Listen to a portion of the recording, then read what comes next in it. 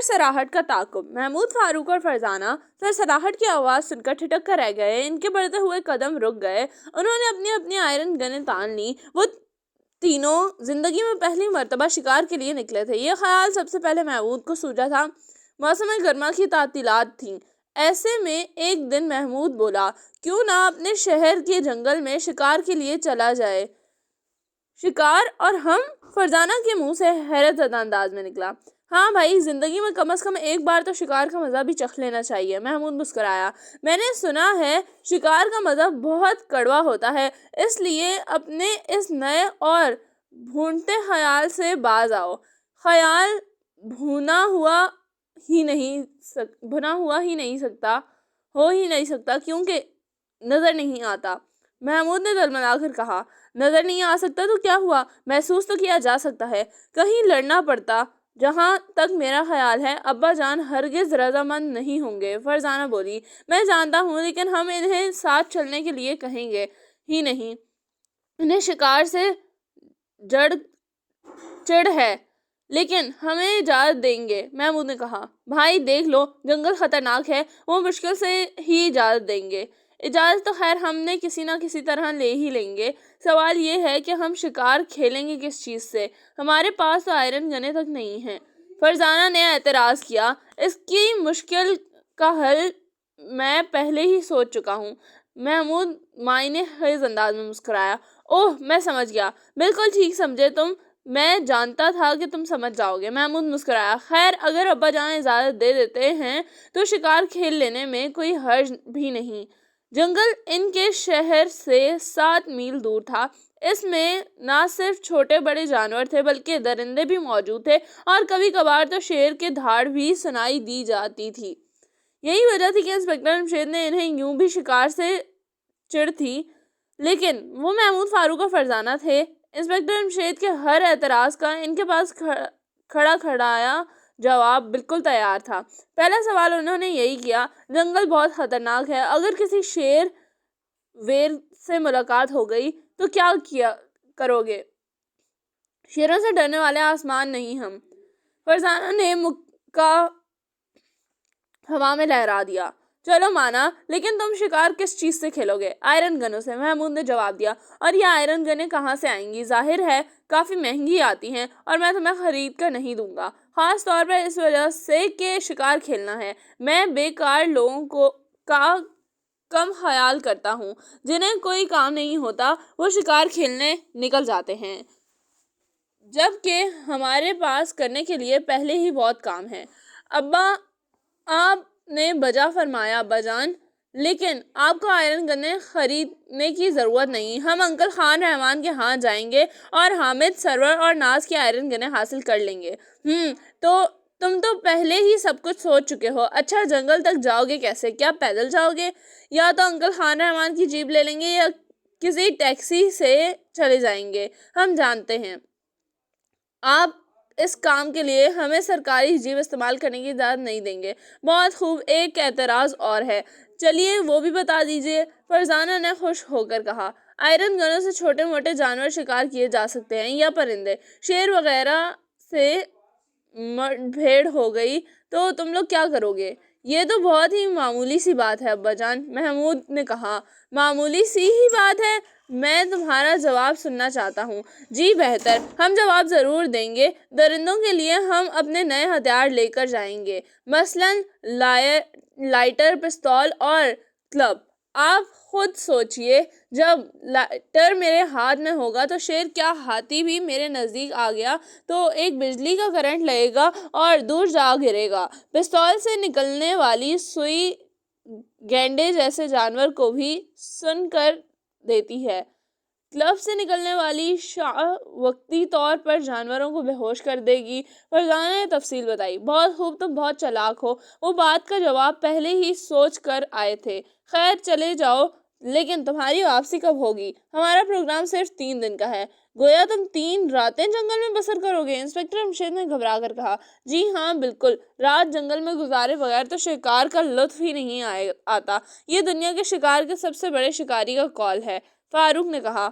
اور اس شکاری کا نام کیا ہے؟ انسپکٹر جمشید مسکرائے۔ جی نام بھلا سا نام تھا، ذہن سے نکل گیا ہے، فاروق نے گڑبڑا کر کہا۔ معلوم ہوتا ہے ہم ان دنوں شکایت پر کتابیں پڑھتے رہے ہیں۔ یہ کام میں نے کیا ہے ابا جان، کیونکہ شکار کی سب سے پہلے میرے دماغ میں سمائی تھی۔ خیر بھائی، میری طرف سے تو اجازت ہے، لیکن کہہ دیتا ہوں یہ کام بہت اکتا دینے والا ہوتا ہے۔ دیکھا جائے گا ابا جان، ایک بار ہم یہ تجربہ ضرور کریں گے۔ اور تمہیں یہ بھی معلوم ہے کہ شکار کھیلنے کے لیے تمہارے پاس باقاعدہ اجازت نامہ ہونا چاہیے۔ ارے یہ تو ہمیں معلوم ہی نہیں تھا، محمود نے پریشان ہو کر کہا۔ خیر اس کا بندوبست میں کیے دیتا ہوں۔ اس طرح وہ شکار پر نکلے۔ ابھی جنگل میں داخل ہوئے 1 گھنٹہ بھی نہیں گزرا تھا کہ محمود ایک ہرن کی ٹانگ پر آئرن گن چلائی۔ وہ زخمی ہو کر بھاگا اور وہ اس کے پیچھے دوڑ پڑے، لیکن ہرن ان کی آنکھوں سے اوجھل ہو گیا۔ وہ اسے تلاش کرتے ہوئے دور نکل گئے۔ اچانک انہیں جھاڑیوں میں سرسراہٹ سنائی دی اور وہ ٹھٹک کر رہ گئے۔ کہیں جھاڑیوں میں کوئی درندہ نہ چھپا ہوا ہو؟ فاروق نے کپکپاتی آواز میں کہا۔ تو تمہاری آواز کیوں بھیک مانگ رہی ہے؟ فرزانہ کے منہ سے نکلا۔ غریب ہو گئی ہوگی بیچاری، فاروق بولا۔ آؤ اس سرسراہٹ کے تعاقب میں چلتے ہیں، ذرا دیکھیں تو صحیح کیا ہے، محمود نے کہا۔ سرسراہٹ کا تعاقب؟ فرزانہ کے منہ سے حیرت زدہ انداز میں نکلا۔ پھر بولی، یہ تو کسی ناول کا نام ہو سکتا ہے۔ اگر ناول کا نہیں ہو سکتا تو کم از کم کسی جاسوسی کہانی کا ضرور ہو سکتا ہے، فاروق نے کہا۔ سرسراہٹ دور ہوتی جا رہی ہے، کہیں یہ ہمارا شکار ہی نہ ہو، محمود نے گھبرا کر کہا۔ ٹھیک ہے آؤ چلیں۔ وہ جھاڑیوں اور درختوں کی اور لیتے ہوئے آگے بڑھنے لگے۔ دل میں ڈر بھی رہے تھے کیونکہ اس سے پہلے کبھی شکار نہیں کھیلا تھا، جنگل کے خطرات کا کچھ اندازہ نہیں تھا۔ اس کے باوجود وہ آگے بڑھتے چلے گئے۔ مجھے تو کوئی گڑبڑ لگتی ہے، یہ ہمارا شکار اتنا عقل مند کب سے ہو گیا؟ فرزانہ نے حیران ہو کر کہا۔ جب سے ہم اس جنگل میں داخل ہوئے ہیں، فاروق آسمان کی طرف دیکھ کر سرد آہ بھری۔ یعنی ہمارے جنگل میں داخل ہونے کے بعد وہ ہرن عقل مند ہو گیا ہے؟ محمود نے اسے گھورا۔ ہاں، خربوزے کو دیکھ کر خربوزہ رنگ پکڑ لیا کرتا ہے، فاروق مسکرایا۔ اول تو ہم نہ خربوزے ہیں، نہ ہرن ہی خربوزہ ہے، اور فرض کیا خربوزے کو دیکھ کر خربوزہ رنگ پکڑ لیتا ہے، تو انسان کو دیکھ کر انسان کیوں نہیں رنگ پکڑتا؟ ہرن کو دیکھ کر ہرن انسان کو دیکھ کر، لہٰذا میں دعوے سے کہہ سکتا ہوں کہ تم آج تک اتنی زیادہ اوٹ پٹانگ باتیں نہیں کی۔ گویا یہ میری ریکارڈ اوٹ پٹانگ بات ہے۔ پھر تو مجھے کچھ انعام ملنا چاہیے، فاروق مسکرایا۔ انعامات دینے والے ارادوں سے رجوع کرو، فرزانہ نے کندھے اچکائے۔ یہ تم بات بے بات میں کندھے کیوں اچکاتی ہو؟ فاروق مسکرایا۔ بالکل اسی طرح جس طرح محمود بات بے بات دھت تیری کی کہہ کر راند پر ہاتھ مارتا ہے، فرزانہ نے بھی ترکی بترکی جواب دیا، اور جس طرح تم بغیر ضرورت بھی مذاق کرتے رہتے ہو۔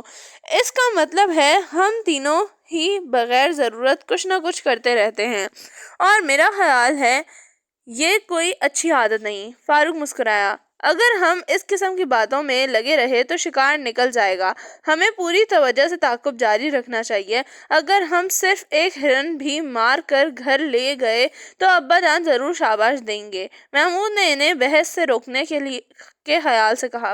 تم نے غلط کہا، شکار کے سلسلے میں شاباش اور ابا جان دے دیں؟ ناممکن۔ کیوں؟ انہیں تو شکار سے چڑ ہے، فاروق بولا۔ خیر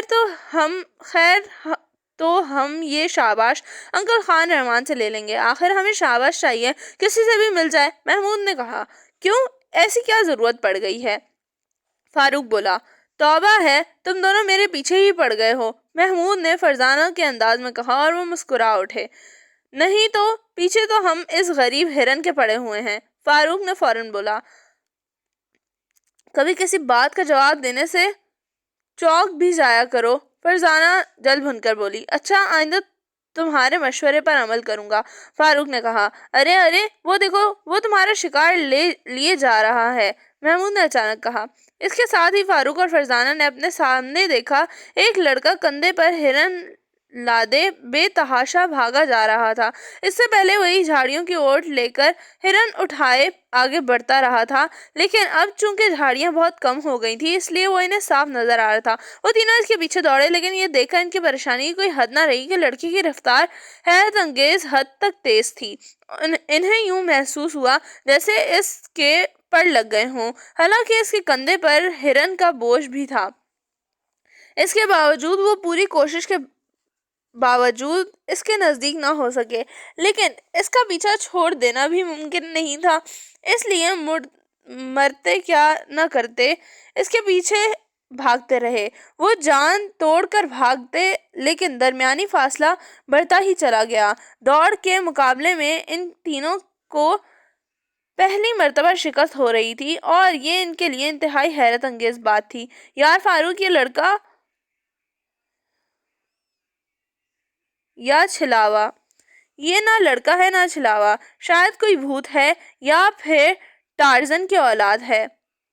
ظاہر ہے ہم ٹارزن کی اولاد کو تو بھاگنے میں مقابلہ نہیں کر سکتے، فاروق نے جھلا کر کہا۔ اگر یہ ٹارزن کی اولاد ہے تب تو اس سے مقابلہ بہت دلچسپ ہوگا، فرزانہ نے خوش ہو کر کہا۔ دلچسپ تو اس وقت ہوگا جب ہم اس تک پہنچ سکیں گے، اگر اسے پکڑ ہی نہ سکے تو کہاں کا مقابلہ اور کیسا ہرن، ہاتھ ملتے رہ جائیں گے۔ بس تو پھر ہاتھ دھو کر رکھو ہرن سے، فرزانہ بولی۔ لو، اب ہرن سے بھی ہاتھ دھلنے لگے، ہرن نہ ہو گیا صابن ہو گیا، فاروق نے منہ بنایا۔ ہاتھ دھو رکھنا محاورہ ہے، یعنی محاورہ جانا، فرزانہ نے مسکرا کر کہا۔ ایک تو یہ محاورے ہمارے پیچھے ہاتھ دھو کر پڑ گئے ہیں، محمود مسکرایا۔ یہ نہیں، لوگوں کا خیال ہے ہم ان کے پیچھے پڑ گئے ہیں، فاروق نے جلدی سے کہا۔ لڑکا اب بہت دور نکل گیا ہے۔ پھر وہ تینوں ٹھٹک کر رہ گئے، کیونکہ جنگل میں انہیں ایسی چیز نظر آئی تھی۔ ان کی آنکھیں ایک اس سمت میں گڑا گئی تھیں۔ Hello uncle! ان کی آنکھوں کے سامنے ایک پختہ مکان تھا، اس کے گرد ایک تاروں اور سلاخوں کی اونچی باڑ لگی تھی، اور یہ باڑ شاید درندوں سے محفوظ رہنے کے لیے بنائی گئی تھی۔ وہ جنگل میں مکان کو دیکھ کر حیران رہ گئے، اور زیادہ حیرت اس لیے بھی ہوئی تھی کہ لڑکا جس نے ان کا شکار کیا ہوا ہرن اپنے کندھے پر لاد رکھا تھا، اسی مکان میں داخل ہونے کے بعد ان کی نظروں سے اوجھل ہو گیا تھا۔ جنگلوں میں مکان ہم اس سے پہلے بھی دیکھ چکے ہیں، لیکن ہم سوچ بھی نہیں سکتے تھے کہ اس سے خطرناک جنگل میں بھی کوئی مکان ہو سکتا ہے، محمود بڑبڑایا۔ آج تک ہمیں جنگلوں میں جتنے بھی مکان ملے، ان میں یا تو کوئی خطرناک قسم کا سائنسدان ملا یا جرائم پیشہ آدمی۔ اب دیکھنا یہ ہے کہ اس بار اس مکان میں کون رہتا ہے، فرزانہ بولی۔ تو پھر یہاں کھڑے رہ کر باتیں کرنے کا کیا فائدہ؟ اتنی پرواہ لڑکا ہرن کو پار کر دے گا، آؤ اندر چلیں، فاروق بولا۔ تینوں آگے بڑھے اور مکان کے کھلے دروازے میں داخل ہو گئے۔ فوراً ہی انہوں نے ایک خوفزدہ آواز سنی۔ تم لوگ کون ہو؟ انہوں نے چونک کر آواز کی سمت دیکھا۔ ان کے سامنے ایک عجیب و غریب حلیے کا آدمی کھڑا تھا۔ اس کے سر اور داڑھی کے بال بے تحاشا بڑھ گئے تھے، اتنے کہ گردن اور چہرہ بالکل چھپ کر رہ گیا تھا، بس آنکھیں، ناک اور کانوں کا بالکل تھوڑا سا حصہ نظر آتا تھا۔ کان تو سارے کے سارے غائب تھے۔ دائیں ہاتھ میں بندوق تھی اور بائیں میں ایک چاقو، یوں لگتا تھا جیسے وہ ہر وقت لڑتے رہنے کے لیے تیار رہتا ہو۔ ہم شکاری ہیں، کیا یہاں آپ کے ساتھ اور بھی کوئی رہتا ہے؟ فرزانہ نے حیران ہو کر پوچھا۔ میرے ساتھ؟ ہاں، میرا بیٹا میرے ساتھ رہتا ہے، بس وہ ہمارا شکار پکڑ کے لے آیا ہے۔ ہم نے ایک ہرن کو ٹانگوں پر سے زخمی کر دیا تھا، ہرن بھاگ نکلا، ہم بھی ہرن کے پیچھے بھاگے، آپ کا بیٹا کہیں ہرن کے راستے میں تھا، بس اس نے ہرن پکڑ لیا۔ ہم نے ابھی اسے اس مکان میں اندر گھستے دیکھا ہے، محمود نے بتایا۔ اسے ایسا نہیں کرنا چاہیے تھا، ٹھہرے میں اسے بلاتا ہوں، بوڑھے نے کہا اور بلند آواز میں پکارا۔ آلی یہاں آؤ۔ آیا ڈیڈی، لڑکی کی آواز اوپر والے حصے سے آئی، پھر سیڑھیاں اترنے کی تیزی آواز گونجی۔ چند سیکنڈ بعد آلی ان کے سامنے کھڑا تھا۔ وہ ایک خوبصورت لڑکا تھا، لیکن سورج کی تیز دھوپ نے ساملا کر دیا تھا۔ وہ بڑے شریر انداز میں مسکرا رہا تھا۔ تم نے ان کا ہرن پکڑا ہے؟ ان کا ہرن؟ لڑکے نے بھویں اچکائیں۔ وہ ان کا کیسے ہو سکتا ہے ڈیڈی؟ وہ تو جنگل میں دوڑ رہا تھا، زخمی تھا بیچارہ، میں نے پکڑ لیا تاکہ اس کی ٹانگوں پر پٹی باندھ دوں۔ کیا میں نے کوئی برا کام کیا ہے ڈیڈی؟ اور پھر میں نے ان لوگوں کو دیکھا بھی نہیں تھا۔ علی، میں نے تمہیں ایک بات 1000 بار سمجھائی ہے، اور وہ یہ کہ جھوٹ نہیں بولنا چاہیے۔ بوڑھے نے بیٹے کو گھورا۔ جی بہتر تو سچ یہ ہے کہ میں نے انہیں دیکھ لیا تھا، بلکہ انہیں ہرن پر فائر کرتے بھی دور سے دیکھ لیا تھا۔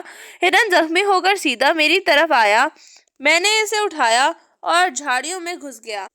اپنے خیال میں یہ ہرن کا تعاقب کر رہے تھے۔ بہت خوب، اب ان کا ہرن انہیں دے دو، بوڑھے نے مسکرا کر کہا۔ لیکن ڈیڈی، اس ہرن پر میرا بھی اتنا ہی حق ہے جتنا کہ ان کا ہے۔ علی، میں نے کہا ہرن انہیں دے دو، بوڑھے نے سخت لہجے میں کہا۔ جی اچھا ڈیڈی، علی نے کہا اور اوپر جانے کے لیے مڑا۔ ٹھہریں بھائی، آپ کا خیال ٹھیک ہے اور ہم ہرن پر آپ کا حق تسلیم کرتے ہیں۔ اچھا، خدا حافظ، محمود نے کہا اور باہر جانے کے لیے مڑا۔ فاروق اور فرزانہ نے اسے بری طرح گھورا۔ شاید آپ کے دونوں ساتھیوں کو آپ کا فیصلہ پسند نہیں آیا، علی نے مسکرا کر کہا۔ یہ بات نہیں، فرزانہ نے جلدی سے کہا۔ تو پھر آپ نے اسے گھورا کیوں؟ علی نے پوچھا۔ اس لیے کہ انہوں نے ساتھ ہی خدا حافظ کا لفظ بھی بول دیا۔ حالانکہ میں یہ جاننا چاہتی تھی کہ ذرا ٹھہریں، پہلے ہرن کا فیصلہ ہو جائے۔ میرا خیال ہے کہ ہم ہرن کو ذبح کر لیتے ہیں، آدھا آپ لوگ لے جائیں، آدھا ہم رکھ لیں گے۔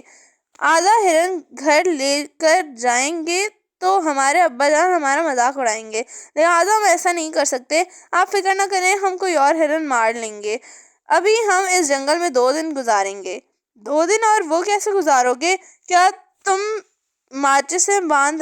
نے ماچسیں باندھ رکھی ہیں؟ نہیں، ہم نے ایسا کوئی انتظام نہیں کر رکھا۔ ہم درختوں پر چڑھ جائیں گے اور باری باری سو لیں گے۔ اگر آپ کو جنگل میں 2 راتیں ضرور ہی گزارنا ہے تو پھر آپ ہمارے ساتھ ہی کیوں نہیں رہ پڑتے؟ علی نے جلدی سے کہا، اور بوڑھے نے چونک کر علی کو دیکھا جیسے اس کی تجویز پسند نہ آئی ہو۔ نہیں، ہم آپ پر بوجھ نہیں بننا چاہتے، محمود نے کہا۔ اس میں بوجھ کی کیا بات ہے؟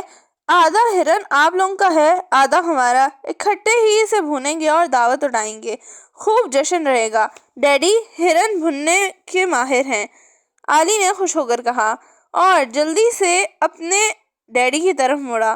کیوں، ٹھیک ہے نا ڈیڈی؟ بالکل ٹھیک بیٹے، بوڑھے نے کہا۔ خیر، اگر آپ یہی چاہتے ہیں تو ہم رات یہاں گزار لیں گے، لیکن دن کا حصہ شکار کھیل کر گزاریں گے اور شام ہوتے ہی یہاں آ جائیں گے۔ لیکن میرا سوال درمیان میں ہی رہ گیا، میں یہ جاننا چاہتا ہوں کہ آپ لوگ جنگل میں کیوں رہتے ہیں؟ ڈیڈی کو جنگل کی زندگی سے بہت پیار ہے۔ میں بالکل چھوٹا سا تھا، یعنی اتنا سا جب ڈیڈی مجھے لے کر جنگل میں آ گئے تھے، یعنی میری پرورش بھی جنگل کے جانوروں کے درمیان ہی ہوئی ہے۔ لیکن یہاں آنے سے پہلے ہی میری ممی روٹھ کر اللہ میاں کے پاس چلی گئی تھی۔ یہ کہتے کہتے اس کی آنکھوں میں آنسو بھر آیا اور انہیں اس پر پیار آنے لگا۔ گویا آپ کو اس جنگل میں رہتے ہوئے 11 سال ہو گئے ہیں؟ محمود نے پوچھا۔ ہاں، تقریباً اتنے ہی سمجھ لیں۔ آئیے اندر بیٹھ کر باتیں کرتے ہیں، علی نے کہا۔ انہوں نے محسوس کیا بوڑھے کو علی کا فیصلہ بالکل پسند نہیں آیا تھا، گویا وہ انہیں مکان کے اندر ٹھہرانا نہیں چاہتا تھا، جبکہ یہ ایک عجیب بات تھی کہ تنہائی کی زندگی بسر کرنے والوں کو کبھی کبھار کچھ لوگوں کا ساتھ میسر آ جاتا تو انہیں بہت خوشی ہوتی۔ پھر بوڑھا انہیں کیوں ناپسند کر رہا تھا؟ کیا وہ اس مکان میں کوئی غیر قانونی کام کرتا تھا؟ یہ سوال ان تینوں کے ذہنوں میں گونج رہا تھا، اور انہوں نے فیصلہ کیا بوڑھے کی ناپسندگی کے باوجود رات یہیں گزاریں گے۔ بوڑھا اور علی انہیں اندر ایک کمرے میں لے گیا۔ یہاں چند اچھی قسم کی کرسیاں دیکھ کر ان کی حیرت اور بڑھی۔ کمرے میں دوسرا سامان بھی بہت قیمتی تھا۔ میز ساگون کی لکڑی کی تھی اور اس پر ہاتھی کے دانت کا کام کیا گیا تھا۔ کرسیاں بھی اس قسم کی تھیں۔ میز پر ایک سگار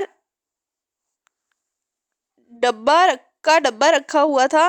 یہ ڈبہ موٹے اور قیمتی شیشے کا تھا اور اس میں سگار بھرے ہوئے تھے۔ کمرے کی کھڑکیوں پر بھاری پردے لٹک رہے تھے، الماریوں کے دروازے کھلے تھے، ان میں سے ایک में मोटी मोटी किताबें नजर आईं।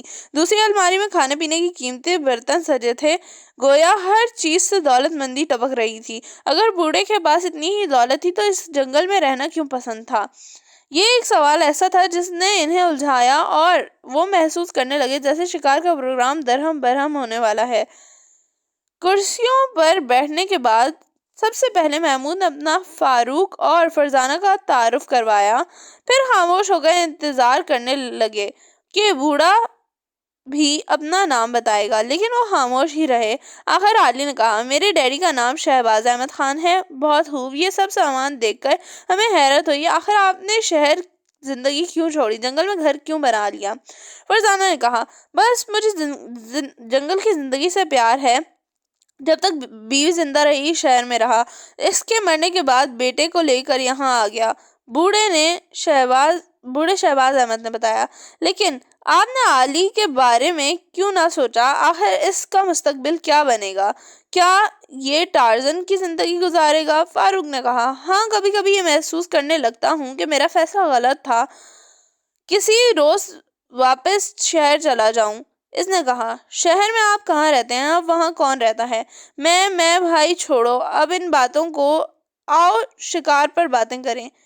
शहबाज ने जल्दी से कहा। उन्होंने साफ महसूस किया कि शहबाज इन्हें कुछ बताना नहीं चाहता और ये एक अजीब बात थी, और कहीं कोई अजीब बात नजर आ जाए इसलिए तो महमूद, फारूक और फरजाना चुप नहीं रह सकते थे। उन्होंने फौरन ही फैसला कर लिया, अब शिकार के प्रोग्राम की छुट्टी और इस बूढ़े के बारे में तफ्तीश शुरू। हिरन को ज़िबा करके इसकी खाल उतारी गई। इस काम में शहबाज खान और आली ने बड़ी फुर्ती दिखाई। आखिर इन्हें 10-11 साल काम करते हुए गुजर गए थे। हिरन के कबाब वाकई लजीज थे, लेकिन मेज पर ज्यादातर खामोशी रही। आली अलबत्ता इनका दोस्त बन गया था और घुल मिलकर बातें कर रहा था। एक बात मेरी समझ में नहीं आई, अचानक फरजाना बोली। इसकी नजरें शहबाज पर जमी थीं। कौन सी बात? वो चौंका। क्या आप सिर्फ जानवरों के गोश्त पर ही 10 साल से गुजारा कर रहे हैं? बूढ़ा चौंक उठा और फरजाना को घूरने लगा।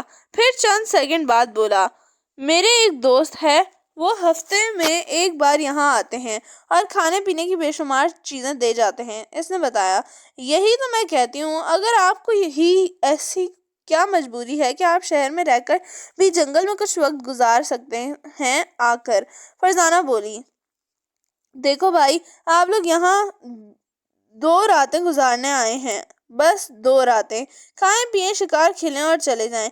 मैं अपने घरेलू हालात दूसरों को नहीं बताया करता। इसके लहजे में सख्ती आ गई। ओह, हमें अफसोस है, महमूद ने कहा। डैडी, आपको क्या हुआ है? आली ने बुरा मानकर कहा। ओह, शायद मेरा दिमाग चल गया है, मुझे माफ कर देना भाई।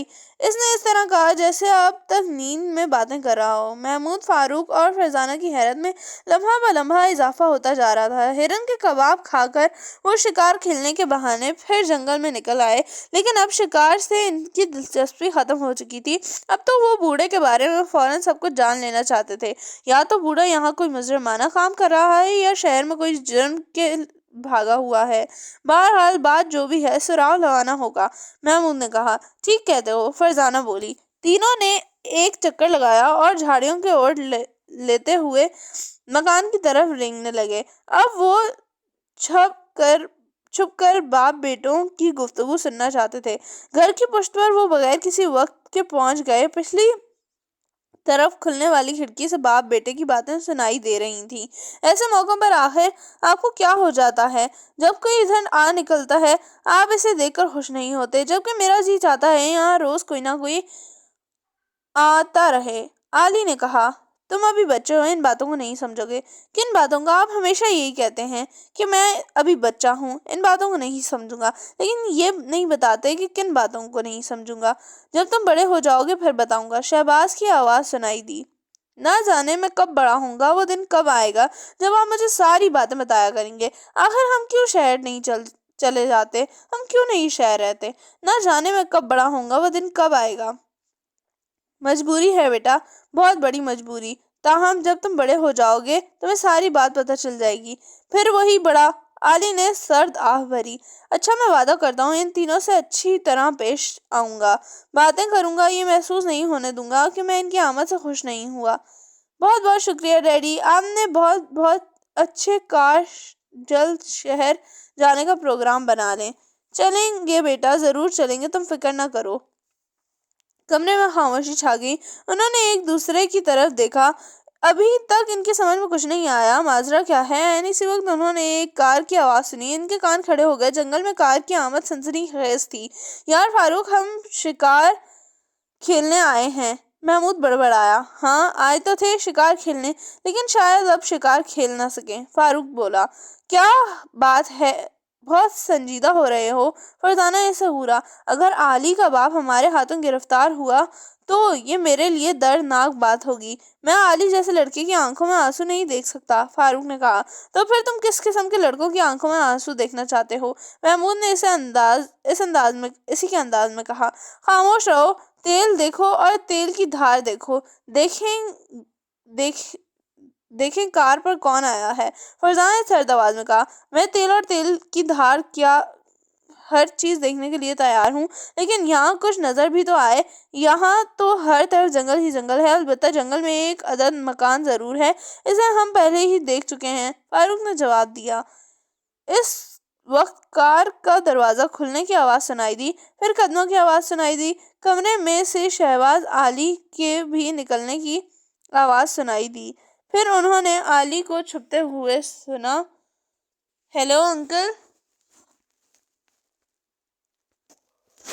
جنگل میں وہ حیرت زدہ رہ گئے۔ اس جنگل میں اب ایک انکل بھی پیدا ہو گیا تھا۔ انہوں نے انکل کی آواز سنی، وہ کہہ رہا تھا، کیا بات ہے، آج بہت خوش ہو؟ آؤ ارشد، آج تم جلدی آ گئے۔ میں نے کہہ رکھا ہے سورج غروب ہونے سے پہلے ہرگز نہ آیا کرو۔ مجھے دراصل ایک کام جاتا تھا، اس لیے وقت سے پہلے آنا پڑا۔ کار میں تم لوگوں کے لیے سب ضروری چیزیں لے آیا ہوں۔ ہاں علی، تم نے بتایا نہیں، تم خوش نظر آ رہے ہو۔ آج 3 مہمان آ گئے ہیں، بس اسی لیے خوش ہے۔ شہباز خان کی آواز آئی۔ مہمان آنے والے؟ انکل کے لہجے میں حیرت تھی۔ اسے شہباز خان نے ارشد کے نام سے مخاطب کیا تھا، اور وہ اسے ان کے بارے میں بتانے لگے کہ کس طرح 3 نو عمر شکاری ایک ہرن کا شکار کرتے ہوئے یہاں تک آ گئے تھے۔ یہ کوئی اچھی خبر نہیں، تم دونوں کو احتیاط کرنی چاہیے، یہاں کسی کا نہ آنا ہی بہتر ہے۔ یہ ساری شرارت علی کی ہے، یہی انہیں پیچھے لگا کر لایا تھا۔ اس کے بعد بھی میں نے کوشش کی کہ وہ یہاں سے چلے جائیں، لیکن علی نے یہاں ٹھہرانے پر تل گیا۔ اب وہ آج اور کل رات یہیں ٹھہریں گے، شہباز خان نے بتایا۔ خیر، آئندہ احتیاط کریں۔ دراصل علی کو حالات کا نہیں پتا، اس لیے میری باتیں اس کے ذہن میں نہیں بیٹھیں گی، شہباز خان بولے۔ جب تک یہ کچھ بڑا نہ ہو جائے اسے سارے واقعات بتانا بھی غلط ہے۔ خیر کوئی بات نہیں، اب آؤ کار سے سامان اتاریں۔ آوازیں آنا بند ہو گئی۔ ان کی حیرت اور بڑھ گئی تھی کہ معاملہ تو بہت گہرا معلوم ہوتا ہے۔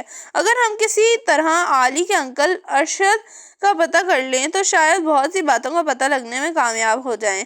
یہ کیا مشکل ہے، ابھی چکر لگا کر دوسری طرف پہنچ جاتے ہیں اور کار کے نمبر دیکھ لیتے ہیں، ظاہر ہے پھر ان کا پتہ معلوم کرنے میں کوئی وقت نہیں ہوگی۔ فرزانہ نے ترکیب بتائی۔ بات تو ٹھیک ہے، تو پھر آؤ، اب تو یہ معلوم کر کے ہی رہیں گے کہ یہ چکر کیا ہے، محمود نے کہا، اور تینوں جھاڑیوں کے اوٹ لیٹتے ہوئے چکر لگانے لگے۔ تھوڑی دیر بعد وہ مکان کے دروازے کے سامنے انہیں ایک کار کھڑی نظر آئی۔ اس کی ڈکی کا دروازہ کھلا ہوا تھا اور دوسرے دروازے بھی کھلے پڑے تھے۔ شہباز اور علی کے ساتھ انہیں شہباز خان کی عمر کا ایک اور آدمی نظر آیا۔ وہ لمبے اور شیڈول جسم کا مالک تھا۔ اس کے چہرے پر سب سے عجیب اس کی ناک تھی جو لمبی تھی، آنکھیں چھوٹی چھوٹی لیکن چمکدار تھیں۔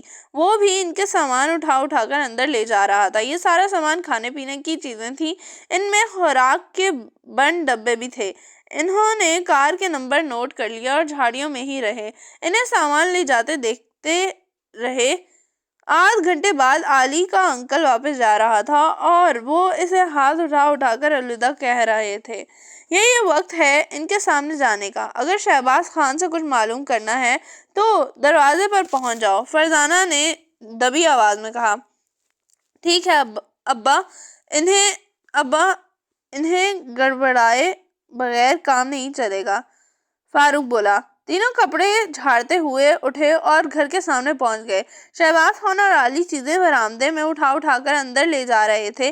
ان پر نظر پڑتے ہی شہباز بوکھلا اٹھا۔ گھبرانے کی ضرورت نہیں ہے جناب، ہم نے کار والے کو دیکھ لیا تھا، وہ سامان اتروا کر چلا گیا۔ ہم نے اس کی کار کا نمبر بھی نوٹ کر لیا۔ شہر جا کر ہم معلوم کر سکتے ہیں کہ وہ کون ہے، کہاں رہتا ہے۔ اب اگر ہم پولیس کو ساری باتیں بتا دیں تو پولیس تفتیش کرنے کے لیے یہاں ضرور آئے گی۔ علی کے انکل سے بھی پوچھ گچھ ہوگی، شاید پولیس کے لیے اصل بات معلوم کرنا مشکل ثابت ہو، لیکن بہرحال آپ لوگ اس کی نظروں میں ضرور آ جائیں۔ یہ سب کچھ نہیں ہوگا اگر آپ ہمیں وہ سب کچھ بتا دیں جو جنگل میں رہ کر لوگوں سے چھپا رہے ہیں، محمود تیز آواز میں کہتا چلا گیا۔ انہوں نے شہباز کا رنگ اڑتے ہوئے صاف دیکھا، البتہ علی اس طرح حشاش بشاش کھڑا تھا، انہیں دلچسپ نظروں سے دیکھ رہا تھا۔ تم کون ہو؟ ہم محمود، فاروق اور فرزانہ ہیں، اپنے نام پہلے ہی بتا چکے ہیں، محمود نے کہا، اور ہمارا خیال یہ ہے کہ آپ شہر میں کوئی جرم کر کے بھاگے ہیں اور اس جنگل میں پناہ لی ہے۔ یہ جرم آج سے 10-11 سال پہلے کیا گیا تھا۔ اس دوران آپ نے اپنے چہرے اور سر کے بال بہت بڑھا لیے تاکہ کوئی آپ کو نزدیک سے دیکھ کر بھی نہ پہچان سکے۔ کیا میں غلط کہہ رہا ہوں؟ فرزانہ رکے بغیر کہتی چلی گئی۔ لیکن اب یہ جرم سامنے آ کر رہے گا، فاروق نے قدرے بلند آواز میں کہا۔ نہیں ایسا نہ کہو، شہباز نے گھبرا کر کہا، اور علی نے حیران ہو کر دیکھا۔ تب پھر آپ ہمیں سب کچھ بتا دیں، اس میں ہی آپ کی بہتری ہے، محمود نے کہا۔ ٹھیک ہے، تو میں تم لوگوں کو سب کچھ بتانے کے لیے تیار ہوں، آؤ اندر آ جاؤ۔ باقی ماندہ سامان کو وہیں چھوڑ دیا گیا، اسی کمرے میں آ گئے، تم لوگ یہاں بیٹھو، میں دوسرے کمرے میں اپنے اس زمانے کی تصویر لاتا ہوں، پھر ساری بات تمہاری سمجھ میں آئے گی۔ علی تم بھی یہیں ٹھہرو۔ ٹھیک ہے ڈیڈی، علی نے خوش ہو کر کہا۔ خدا کا شکر ہے کہ آپ سب کچھ بتانے پر تیار ہو گئے، علی نے خوش ہو کر کہا، اور شہباز خان اس کمرے سے نکل کر دوسرے کمرے کی طرف چلا گیا۔ علی بھایا، کیا تم آج تک کچھ اندازہ نہیں لگا سکے کہ معاملہ کیا ہے؟ فرزانہ نے پیار بھرے لہجے میں کہا۔ نہیں، شاید اس لیے کہ میں بچہ ہوں، اس نے معصوم انداز میں کہا۔ یہ تمہارے ارشد انکل کون ہیں؟ محمود نے پوچھا۔ بس ارشد انکل ہیں، اتنا ہی جانتا ہوں، میں تو 10 سال سے دیکھ رہا ہوں کہ یہ ہفتے میں ایک ہی بار آتے ہیں اور ہمیں تمام چیزیں دے جاتے ہیں۔ ڈیڈی نے بھی یہی بتایا کہ یہ تمہارے انکل ہیں، اسی روز سے میں انہیں انکل کہتا ہوں، اس نے بتایا۔ اس کا مطلب ہے یہ ضروری نہیں کہ وہ تمہارے انکل ہی ہوں، پتہ نہیں گھر میں ایسی کوئی چیز جو تمہیں عجیب لگی ہو؟ فرزانہ نے پوچھا۔ عجیب چیز؟ میں نہیں جانتا عجیب چیز کیسی ہوتی ہے، اس نے کہا۔ اس سے کچھ نہ پوچھو، میں تمہیں سب کچھ بتاتا ہوں۔ انہوں نے شہباز خان کی آواز سنی، نظریں اٹھا کر دروازے کی طرف دیکھا تو اور ہی منظر نظر آیا۔ شہباز خان کے ہاتھ میں بندوق تھی، اس نے بندوق کندھے سے لگا رکھی تھی اور اس کی نالی کا رخ ان تینوں کی طرف تھا، جبکہ شہباز خان کی انگلی ٹرائیگر پر تھی۔ ڈیڈی، یہ تو ہمارے مہمان ہیں، علی چلایا۔ ہاں بیٹا، لیکن انہوں نے مجھے بہت مشکل میں ڈال دیا ہے، 10 سال پرانا راز یہ معلوم کر لینا چاہتے ہیں، اسی راز کو چھپانے کے لیے تو میں شہر کی زندگی چھوڑ کر یہاں آ کر رہنے لگا تھا۔ وہ کیا راز ہے جناب؟ محمود نے پوچھا۔ میں تم تینوں کو گولی مار دوں گا اور لاشیں جنگل میں ہی پھینک دوں گا، جو درندے منٹوں میں چٹ کر جائیں گے۔ لیکن ہم نے کیا کیا ہے جناب؟ فاروق نے بوکھلا کر کہا۔ تم 10 سال پرانا راز معلوم کرنے کے پیچھے پڑ گئے ہو، وہ بولا۔ اس میں اتنی بڑی سزا؟ فرزانہ بولی۔ میں مجبور ہوں، اس کے سوا کچھ کر نہیں سکتا۔ ڈیڈی، آپ کو کیا ہو گیا ہے؟ ہم نے انہیں اپنا مہمان تسلیم کیا ہے، اور یہ تعلیم مجھے آپ نے ہی دی ہے کہ جس سے ایک بار مہمان بنا لو، اس کی حفاظت مرتے دم تک کرو۔ ہاں تم ٹھیک کہتے ہو، لیکن کیا کروں؟ اگر میں انہیں چھوڑ دوں تو خود کہیں کا نہیں رہوں گا۔ علی، یہاں تم فکر نہ کرو، یہ ہم پر گولی نہیں چلائیں گے، محمود نے پرسکون آواز میں کہا۔ یہ تم کس طرح کہہ سکتے ہو؟ شہباز نے گھبرائے ہوئے لہجے میں کہا۔ ہم آدمی کو دیکھ کر پہچان لیا کرتے ہیں کہ وہ کسی کو ہلاک کر سکتا ہے یا نہیں۔ تم کیسے پہچان لیتے؟ اس کے لہجے میں حیرت تھی۔ اسی وقت علی ان کے سامنے آ کھڑا ہوا اور ہاتھ پھیلا کر بولا۔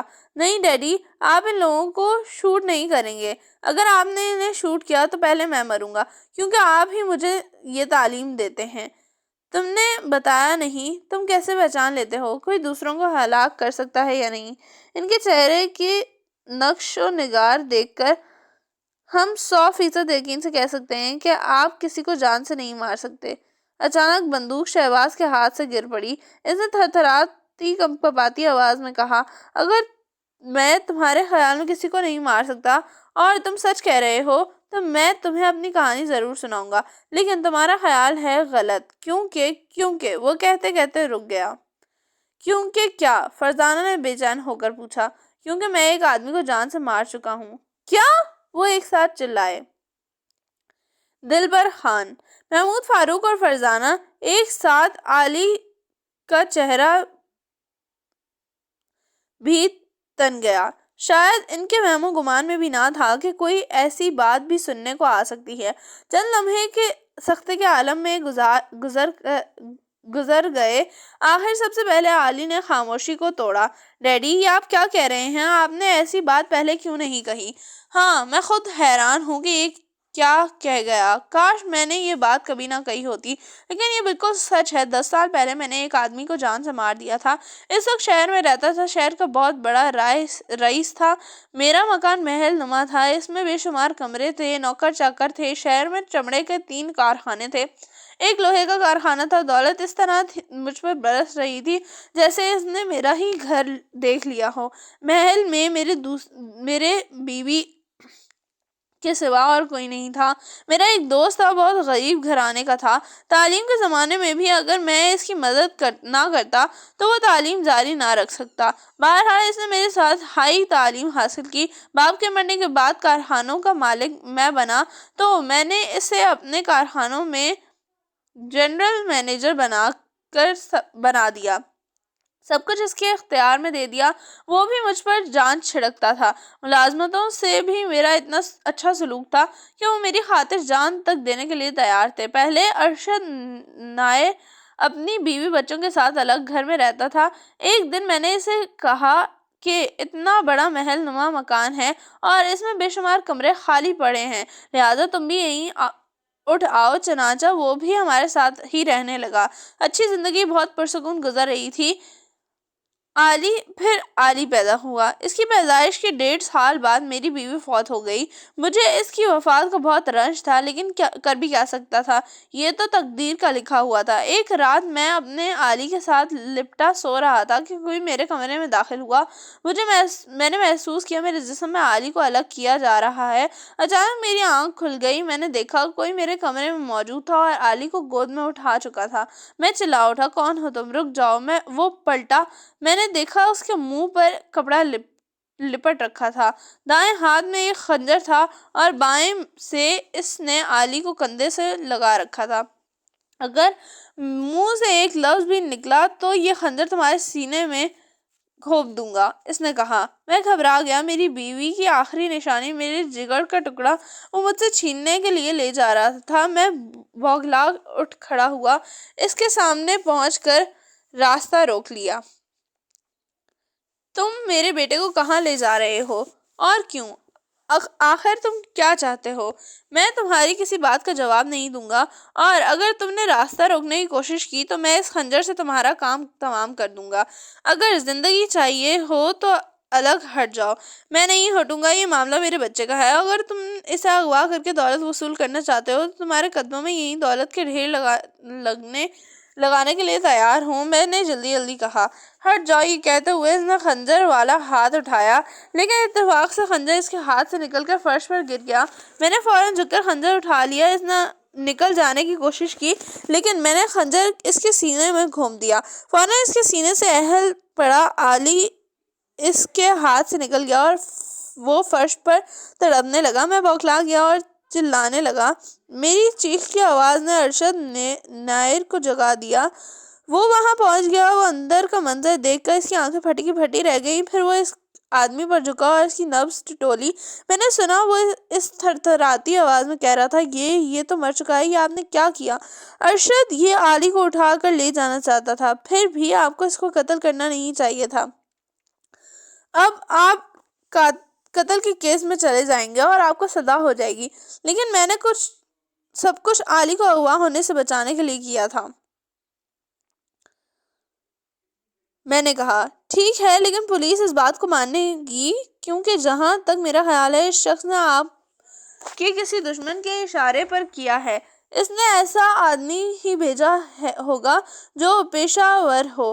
ٹھہریے، میں اس کے چہرے سے کپڑا ہٹا کر دیکھتا ہوں. یہ کہہ کر ارشد نیر نے جھک کر اس کے منہ سے کپڑا ہٹایا. دوسرے ہی لمحے میں بڑی زور سے چونکا. وہ میرا چمڑ کے کارخانے کا فورمین تھا اور اس سے میں نے چند روز پہلے ہی بد نظمی کی وجہ سے ملازمت سے نکال دیا تھا. اب مجھ پر یہ الزام لگایا جا سکتا تھا کہ فورمین کو جان بوجھ کر قتل کیا گیا ہے کیونکہ اسے ملازمت سے نکال دیا گیا تھا اور وہ مجھ سے جھگڑنے کی نیت سے اندر داخل ہوا تھا. ارشد نیر نے بھی اس خوف کا اظہار کیا. آخر میں نے ارشد سے کہا، پر اب میں کیا کروں؟ میں نے آپ کو کسی محفوظ جگہ پہنچا دیتا ہوں، پھر حالات کے مطابق سوچ لیں گے کہ کیا کرنا چاہیے. پولیس کے خیالات معلوم ہو جانے کے بعد آپ واپس آ سکتے ہیں، اس نے کہا. میں نے اس کے مشورے کو مناسب جانا اور اس کے ساتھ گھر سے نکل گیا. علی کو بھی ساتھ لے لیا. ارشد مجھے دور دراز ایک صحرائے میں چھوڑ گیا. دوسرے دن آیا تو اس نے خوفناک خبر سنائی. پولیس نے مجھے فورمین کے قاتل قرار دے دیا ہے کیونکہ فورمین کی جیب سے ایک رقعہ بھی نکلا ہے. اس پر لکھا ہے شہباز احمد خان نے مجھے بات چیت کرنے کے لیے بلایا ہے، لیکن مجھے اپنی جان کا خطرہ ہے کیونکہ میں نے شہباز احمد خان کے کچھ رازوں سے باخبر ہوں. اس خط نے کیس کا کایا پلٹ دی اور مجھے قاتل سمجھ لیا گیا. مجھے جیل میں ساری عمر سڑنا منظور نہیں تھا، وہ بھی اس صورت میں جبکہ علی ابھی صرف 1.5 سال کا تھا. چنانچہ میں نے ارشد نیر سے مشورہ کیا. اس نے مجھے ایک اور دور دراز ڈاک بنگلے میں پہنچا دیا اور کوئی محفوظ جگہ تلاش کرنے کا وعدہ کر کے چلا گیا. 3 دن بعد لوٹا اور اس نے بتایا کہ جنگل میں ایک مکان تلاش کیا ہے، اسے رہائش کے قبض بنایا جا سکتا ہے. پھر اس نے کچھ کاریگروں کے ذریعے مکان کو مرمت کروایا، اس کے گرد سلاخوں اور تاروں کے بار لگوائے اور پھر ہمیں اس مکان میں چھوڑ دیا. 3 دن بعد وہ رات کے وقت آیا اور بتایا کہ ملازمن سے کام لینا بھی بہت مشکل ہو رہا ہے. اس کی ضرورت صرف یہ صورت ہے کہ آپ مجھے مختار نامہ لکھ دیں. میں کر ہی کیا سکتا ہوں؟ یوں بھی ارشد نیر پر مجھے اپنے آپ سے زیادہ بھروسہ تھا. چنانچہ میں نے مختار نامہ دیا. وہ دن اور آج کا دن میں اس مکان میں رہتا ہوں. ارشد ہر ہفتے کھانے پینے کے بے شمار چیزیں ہمیں دے جاتا ہے. اس جیسے دوست آج کل کہاں ملتے ہیں. یہ وہ تھا جس نے مجھے جیل کی سلاخوں سے بچا لیا. یہ کہہ کر شہباز خاموش ہو گیا. وہ اپنی کہانی مکمل کر چکا تھا. اوہ تو یہ بات تھی، محمود کے منہ سے نکلا. ہاں، یہ راز آج پہلی دفعہ میں نے تمہارے سامنے کھولا ہے. نہ جانے یوں، ورنہ اب تک ارشد کے علاوہ کسی کو یہ معلوم نہیں کہ میں کون ہوں اور کیوں یہاں رہتا ہوں. اب آپ کے دوست کیا کہتے ہیں؟ اب تو 10 سال گزر چکے ہیں. اب واپس اپنے محل میں جا سکتے ہیں یا نہیں؟ فرزانہ نے پوچھا. وہ چاہتا ہے اب ہم کم از کم 5 سال اور جنگل میں گزاریں. اس کے بعد وہ شہر کسی جگہ ہمیں کوئی اچھا سا مکان خرید دے گا، ہر مہینے خرچ دیتا رہے گا. اس طرح ہم گمنامی کی زندگی بسر کریں گے. یہ تو آپ اس وقت بھی کر سکتے ہیں کیونکہ 10 سال بعد آپ کو کوئی نہیں پہچان سکے گا. فاروق نے کہا. ہاں، میں نے بھی ارشد سے یہی کہا ہے، لیکن اس کا خیال ہے کہ احتیاط اچھی چیز ہے. جہاں اتنا عرصہ گزار لیا ہے وہاں 4-5 سال اور صحیح. میں نے بھی علی کے خیال سے خاموش ہو گیا. اور سچ تو یہ ہے کہ اگر علی نہ ہوتا تو میں چوروں کی سی زندگی ہرگز نہ گزارتا. شہباز خان نے کہا. دیکھیے جناب، اگر آپ کی کہانی یہ ہے تو پھر کم از کم تو آپ کو قاتل نہیں سمجھتے. خیر، ہم سوچیں گے کہ آپ کے لیے کیا کیا جا سکتا ہے. کیا آپ ہمارے چند سوالات کے جواب دے دیں گے؟ ہاں ضرور. اب تم لوگوں کو میرے حالات معلوم ہو ہی گئے ہیں. وہ خنجر کہاں ہے جس سے وہ قتل ہوا تھا؟ محمود نے پوچھا. وہ وہیں رہ گیا تھا. اس فورمین کا حلیہ کیا تھا؟ اس کا رنگ سانولا، چہرے پر چچک کے داغ، کان لمبے لمبے تھے، قد اس کا درمیانہ تھا اور پتلا دبلا آدمی تھا. بہت خوب. اب آپ کو وہ تاریخ یاد ہے جس رات یہ واقعہ ہوا تھا؟ فرزانہ نے پوچھا. آج سے وہ ٹھیک 11 سال پہلے نومبر کی 10 تاریخ تھی۔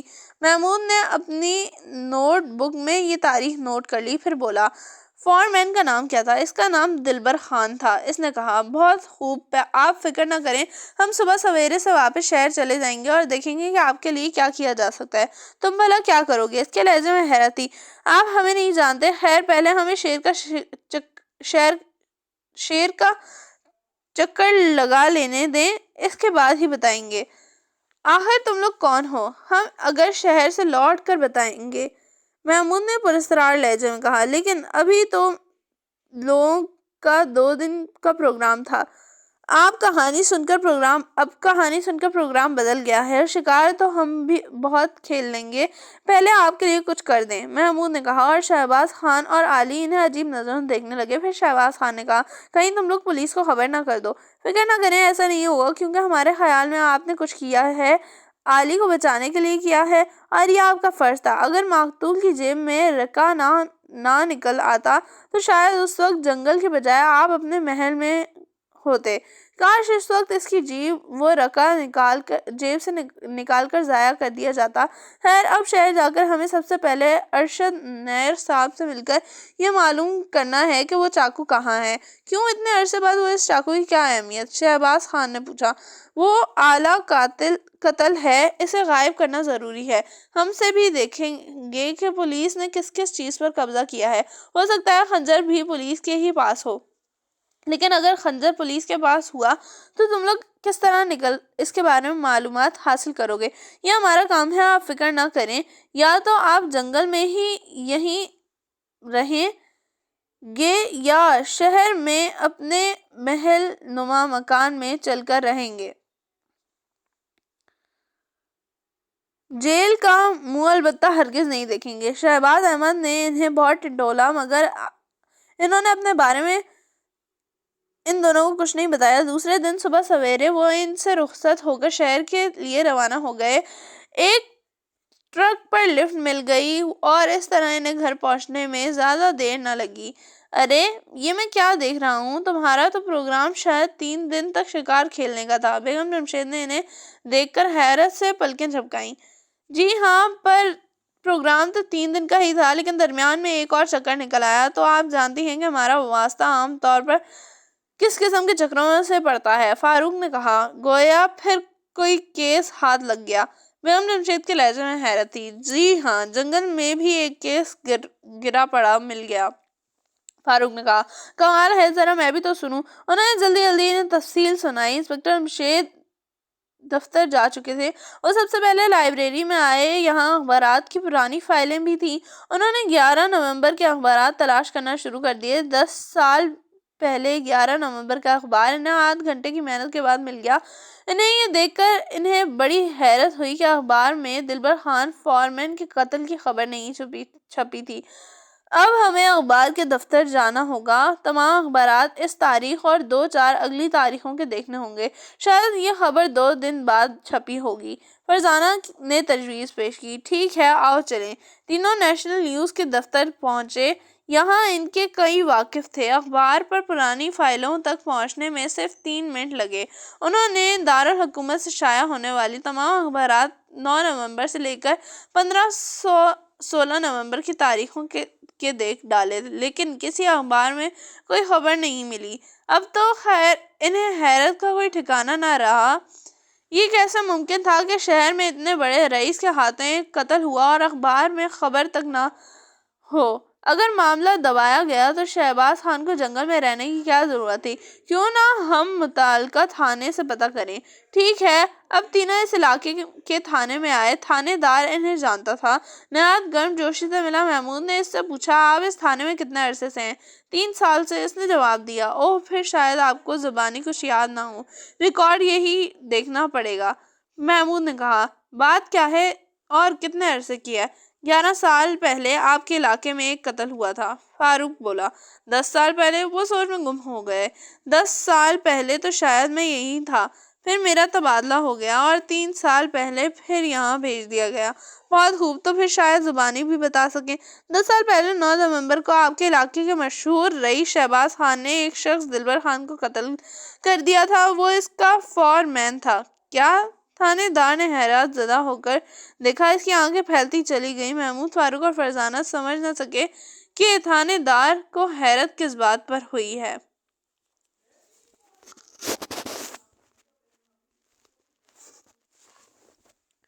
وہی حولیہ، آپ کو یہ سن کر حیرت کیوں ہوئی؟ آج 10 سال پہلے شہباز خان کا نام سن رہا ہوں۔ حیرت نہ ہو تو اور کیا ہو؟ اس شخص کے لیے میں ایک عرصے تک الجھن میں مبتلا رہا۔ وہ بہت اچھا آدمی تھا، میں اکثر اس سے ملنے جایا کرتا تھا، بہت ہی خاطر تواضع کرتا تھا۔ پھر وہ ایک دن اپنے محل نما مکان سے اپنے بیٹے سمیت کہیں چلا گیا اور جاتے جاتے اپنے مینیجر کو مختار نامہ دے گیا۔ لیکن وہ کہاں چلے گئے؟ کیا ان کے مختار نے آپ کو یہ نہیں بتایا تھا؟ فرزانہ نے پوچھا۔ نہیں، اس کا کہنا یہ تھا کہ وہ بتائے بغیر کہیں چلے گئے ہیں اور یہ مختار نامے دے گئے ہیں۔ اس زمانے میں نے اس کے بارے میں بہت سوچا، کھوج لگانے کی بھی کوشش کی، لیکن کچھ معلوم نہ ہو سکا اس پر کیا گزری۔ آج 10 سال بعد آپ لوگ یہ بتا رہے ہیں کہ اس کے ہاتھ سے ایک آدمی مارا گیا تھا، لیکن جہاں تک میری یادداشت کا تعلق ہے ایسی کوئی بات نہیں ہوئی تھی۔ یا آپ کیا کہہ رہے ہیں؟ ایسی کوئی بات نہیں ہوئی تھی، یعنی قتل نہیں ہوا؟ نہیں، شہباز خان کی گمشدگی کی خبر ضرور اڑی تھی، لیکن یہ کسی نے بھی نہیں کہا تھا کہ وہ کوئی قتل کر کے بھاگا ہے۔ کیا اس تاریخ کے آس پاس دلبر خان نام کا کوئی قتل آدمی ہوا تھا جس کا قاتل گرفتار نہ ہو سکا؟ دلبر خان نہیں، اس کا کوئی قتل نہیں ہوا۔ پھر بھی ریکارڈ دیکھ لیتا ہوں، لیکن اس سے 10 سال پہلے کا ریکارڈ نکلوایا اور ان کے سامنے رکھ دیا گیا۔ ان کے ساتھ خود بھی دیکھنے لگا۔ اس سال اس علاقے میں صرف ایک قتل ہوا تھا، وہ بھی ایک پٹواری کا جس نے زمین کے سلسلے میں دھوکے بازی کی تھی، اور اس کا قاتل جیل میں تھا۔ اس کا مطلب ہے اس سال دلبر خان نامی آدمی کا قتل نہیں ہوا۔ محمود نے حیرت زدہ لہجے میں کہا۔ ریکارڈ سے تو یہی ثابت ہے، لیکن بہت سی باتیں ریکارڈ پر آنے سے رہ بھی تو جاتی ہیں۔ پولیس کی نظروں سے کچھ مجرم بچ بھی جاتے ہیں۔ تھانے دار بولا۔ یہ بھی تو ہو سکتا ہے کہ وقت کے معاملے میں بھول چوک ہو گئی ہو سکتا ہے اس واقعے کو 10 بجائے 12 سال ہو گئے ہوں۔ انہوں نے 12 سال پہلے کا بھی ریکارڈ دیکھ ڈالا اور 10 سال پرانا بھی۔ انہیں ان 2 سالوں میں بھی دلبر خان کا کوئی آدمی نہیں مارا گیا۔ البتہ انہیں ایک جگہ شہباز خان کا نام ضرور نظر آیا۔ وہ ٹھک ٹھک کر رہ گئے۔ یہ شہباز خان کی گمشدگی کی رپورٹ تھی۔ انہوں نے پڑھا کہ رپورٹ میں لکھوایا گیا تھا کہ شہباز خان نے 6 ماہ پہلے مجھے مختار نامہ لکھ کر دیا تھا، بغیر کچھ بتائے کہیں چلے گئے تھے۔ اس دن کے بعد سے اب تک وہ نہ واپس آئے، نہ انہوں نے کوئی اطلاع دی۔ مجھے ڈر ہے کہ کہیں وہ کسی حادثے کا شکار نہ ہو گئے ہوں۔ وہ اپنے اکلوتے بیٹے علی کو بھی ساتھ لے گئے تھے۔ بس رپورٹ کے کل یہی الفاظ تھے۔ کیا یہ رپورٹ آپ کے زمانے میں کبھی آئی گئی؟ محمود نے پوچھا۔ ہاں، میں نے شہباز خان کو بھی تلاش کرایا، لیکن ان کا کچھ پتہ نہ چل سکا۔ اس کے بعد آپ لوگوں کے منہ سے ان کا نام سنا ہے۔ دراصل ان کا کوئی عزیز رشتہ دار سرے سے تھا ہی نہیں، لہٰذا کون بار بار آتا اور بتاتا کہ شہباز خان ابھی تک لوٹ کر نہیں آئے۔ اس کے 6 ماہ بعد میرا یہاں سے تبادلہ ہو گیا، پھر میں یہاں سے کئی سال بعد واپس آیا، سب بھول چکا تھا، تھانے دار نے بتایا۔ پھر چونک کر کہا، لیکن یہ تو بتائیے آپ لوگ یہ سب کچھ کیوں پوچھ رہے ہیں؟ ہم یہ جاننا چاہتے ہیں کہ شہباز خان کے ساتھ کیا واقعہ پیش آیا تھا۔ اس سلسلے میں تو خیر آپ کو ارشد نائر سے ملنا پڑے گا۔ ہاں، اب ہم انہی کے پاس جائیں گے، لیکن اس وقت شاید وہ گھر میں نہ ملے۔ محمود نے کہا۔ وہ دوپہر کے بعد کارخانوں کی طرف جاتے ہیں۔ اوہ، تو پھر ابھی وہیں جائیں گے۔ انہوں نے تھانے دار کا شکریہ ادا کیا۔ شہباز خان کا پتہ وہ پہلے ہی تھانے دار کے ریکارڈ سے نوٹ کر چکے تھے۔ ظاہر ہے ارشد نائر ہیں، مل سکتا تھا۔ ایک ٹیکسی کے ذریعے وہ شہباز منزل پہنچ گئے۔ انہوں نے دیکھا اس مکان کو مکان کہنا واقعی غلط تھا، البتہ اسے محل کہنے میں کوئی حرج نہیں تھا۔ یہ محل شہر سے الگ تھلگ بنا ہوا تھا، آس پاس صرف چند مکان نظر آتے تھے، اور 10 سال پہلے تو شاید اس مکان کے آس پاس بھی موجود نہ رہا ہو۔ انہوں نے ٹیکسی سے اتر کر بل ادا کیا۔ عظیم اور شان دروازے پر لگی گھنٹی کا بٹن دبایا، تھوڑی دیر بعد قدموں کی آواز سنائی دی اور دروازہ کھلا۔ دروازہ کھلنے کے بعد انہوں نے دیکھا اور وہ حیرت زدہ رہ گئے۔ اس کا رنگ سانولا تھا، چہرے پر چٹک کے داغ تھے، کان لمبے اور قد درمیانہ اور پتلا دبلا تھا۔ فرمائیے آپ کو کس سے ملنا ہے؟ ارشد نائر صاحب سے، محمود نے کہا۔ کیا آپ ان سے ملاقات کا وقت لے چکے ہیں؟ اس نے پوچھا۔ جی نہیں۔ پھر تو مجھے افسوس ہے، کیونکہ ان سے ملنے سے پہلے وقت دیے بغیر کسی سے نہیں ملنے دیتے، لیکن ہمیں ان سے ضرور ملنا ہے۔ آپ ان سے جا کر کہہ دیں کہ ہم مسٹر شہباز خان کے بارے میں کچھ بتانے کے لیے آئے ہیں۔ کیا مطلب؟ وہ آدمی چونکا۔ آپ کا نام کیا ہے؟ فرزانہ نے اس کا جواب دینے کی بجائے اچانک پوچھا۔ کیوں؟ آپ نے میرا نام کیوں پوچھا؟ آپ کا چہرہ کچھ جانا پہچانا سا لگتا ہے، شاید ہم نے آپ کو کہیں دیکھا ہے۔ میں نے تو آپ کو کہیں نہیں دیکھا۔ خیر، مجھے رشید انور کہتے ہیں۔ اچھا، میں جا کر انہیں اطلاع دیتا ہوں۔ ذرا ٹھہریے، آپ مسٹر شہباز احمد خان کا نام سن کر چونکے کیوں تھے؟ بہت عرصے بعد ان کا نام سننے میں آیا ہے، اس لیے۔ یہ کہتے ہوئے وہ تیزی سے مڑا اور لمبے دم بھرتا ہوا اندر چلا گیا۔ حیرت ہے، شہباز خان نے اپنے ہاتھوں مرنے والے کا جو حلیہ بتایا تھا آدمی پر، وہ حلیہ کس طرح قدر فٹ بیٹھا ہے۔ فرزانہ نے اس کے جانے کے بعد کہا۔ ہو سکتا ہے اس کا بھائی ہو اور ارشد نیر نے ترس کھا کر اسے ملازم رکھ لیا ہو۔ فاروق نے خیال ظاہر کیا۔ مجھے تو حالات بہت الجھے ہوئے نظر آتے ہیں، محمود نے کہا۔ ان کو سلجھانے کے لیے ہم بھاگ دوڑ کر رہے ہیں، فکر نہ کرو، فاروق بولا۔ اور مزے کی بات یہ ہے کہ اب تک ابا جان کو کچھ بھی معلوم نہیں کہ ہم کس چکر میں ہیں۔ انہیں شام کو ساری بات بتائیں گے اور اگر ضرورت پڑی تو انہیں یہ بھی اس معاملے میں شامل کر لیں گے۔ فرزانہ بولی۔ ارے واہ! اچانک محمود کے منہ سے نکلا۔ شاید کسی بھیڑ نے کاٹ کھایا ہے، کیونکہ اس قسم کے الفاظ اس وقت منہ سے نکلتے ہیں۔ فاروق بولا۔ مجھے ابھی ایک زوردار خیال سوجا ہے۔ چلو جلدی بتاؤ، کیا خیال سوجا ہے؟ ہم تو اس کیس میں کسی زوردار خیال کو ترس گئے ہیں، فاروق نے خوش ہو کر کہا۔ فرض کیا ہے کہ دلبر خان ہی ہے۔ یہ فرض کرنا بہت مشکل ہے، ذرا سوچ سمجھ کر کرو۔ شہباز خان نے خنجر دلبر خان کے سینے میں اتار دیا تھا، اور اگر یہ خون کا فوارہ اس کے سینے سے البتہ دیکھا تھا اور اگر زندہ بچ گیا تھا تو شہباز احمد خان واپس آ جانا چاہیے تھا۔ دوسرا یہ کہ دلبر خان تو عالیہ کو اغوا کرنے آیا تھا، اگر وہ مر نہیں سکتا تھا تو بھی آخر اس محل میں اس کا کیا کام؟ اس محل کے مالکان سے تو اس کی دشمنی تھی۔ ارشد نیر بھلا اس آدمی کو کس طرح ملازم رکھ سکتے تھے؟ نہیں، یہ ضرور کوئی اور ہے، اور تمہیں بھی بہت بھونا خیال سوجا ہے۔ کیوں فرزانہ، اس بارے میں تمہارا کیا خیال ہے؟ فاروق فرزانہ کی طرف مڑا۔ وہی جو تمہارا۔ محمود نے آج سے پہلے کبھی اتنی فضول باتیں نہیں سوجی ہوں گی، تو پھر اس شخص کا حلیہ مقبول دلبر سے کیوں ملتا ہے؟ محمود نے اعتراض کیا۔ ایک شکل کے دو آدمی ہونا اس دنیا میں ناممکن تو نہیں، فاروق نے کہا۔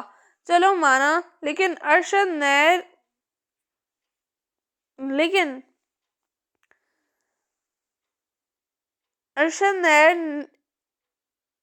ایسی ہی شکل صورت والے آدمی کو ہی ملازم کیوں رکھتا جس نے اس کے دوست کو بے گھر کیا تھا؟ ہاں، یہ بات ضرور سوچنے کی ہے۔ انہوں نے اس شخص کو واپس آتے دیکھا۔ دروازے پر آتے ہی اس نے کہا، چلیے ارشد نیر آپ سے ملاقات کریں گے۔ انہیں ایک شاہانہ ڈرائنگ روم میں بٹھایا گیا۔ ملازم انہیں بٹھا کر چلا گیا۔ تھوڑی دیر قدموں کی آہٹ سنائی دی اور انہوں نے اس آدمی کو اندر داخل ہوتے دیکھا جو کل کار لے کر شہباز خان کے مکان میں پہنچا تھا۔ اس نے ان تینوں کو حیرت بھری نظروں سے دیکھا۔ فرمائیے، آپ کو مجھ سے کیا کام ہے؟ ہم شہباز احمد خان کے بارے میں بات کرنے آئے ہیں۔ سنا ہے وہ 10-11 سال پہلے غائب ہو گیا تھا، لیکن ہم ان سے مل چکے ہیں۔ اگر آپ چاہیں تو آپ ملاقات بھی ان سے کرا دیں۔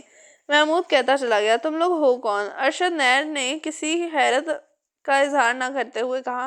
حیرت ہے، آپ نے اپنے دوست شہباز خان کا نام سن کر ان کے بارے میں کچھ پوچھا نہیں، ہمارے بارے میں پوچھنے لگے۔ فرزانہ بولی۔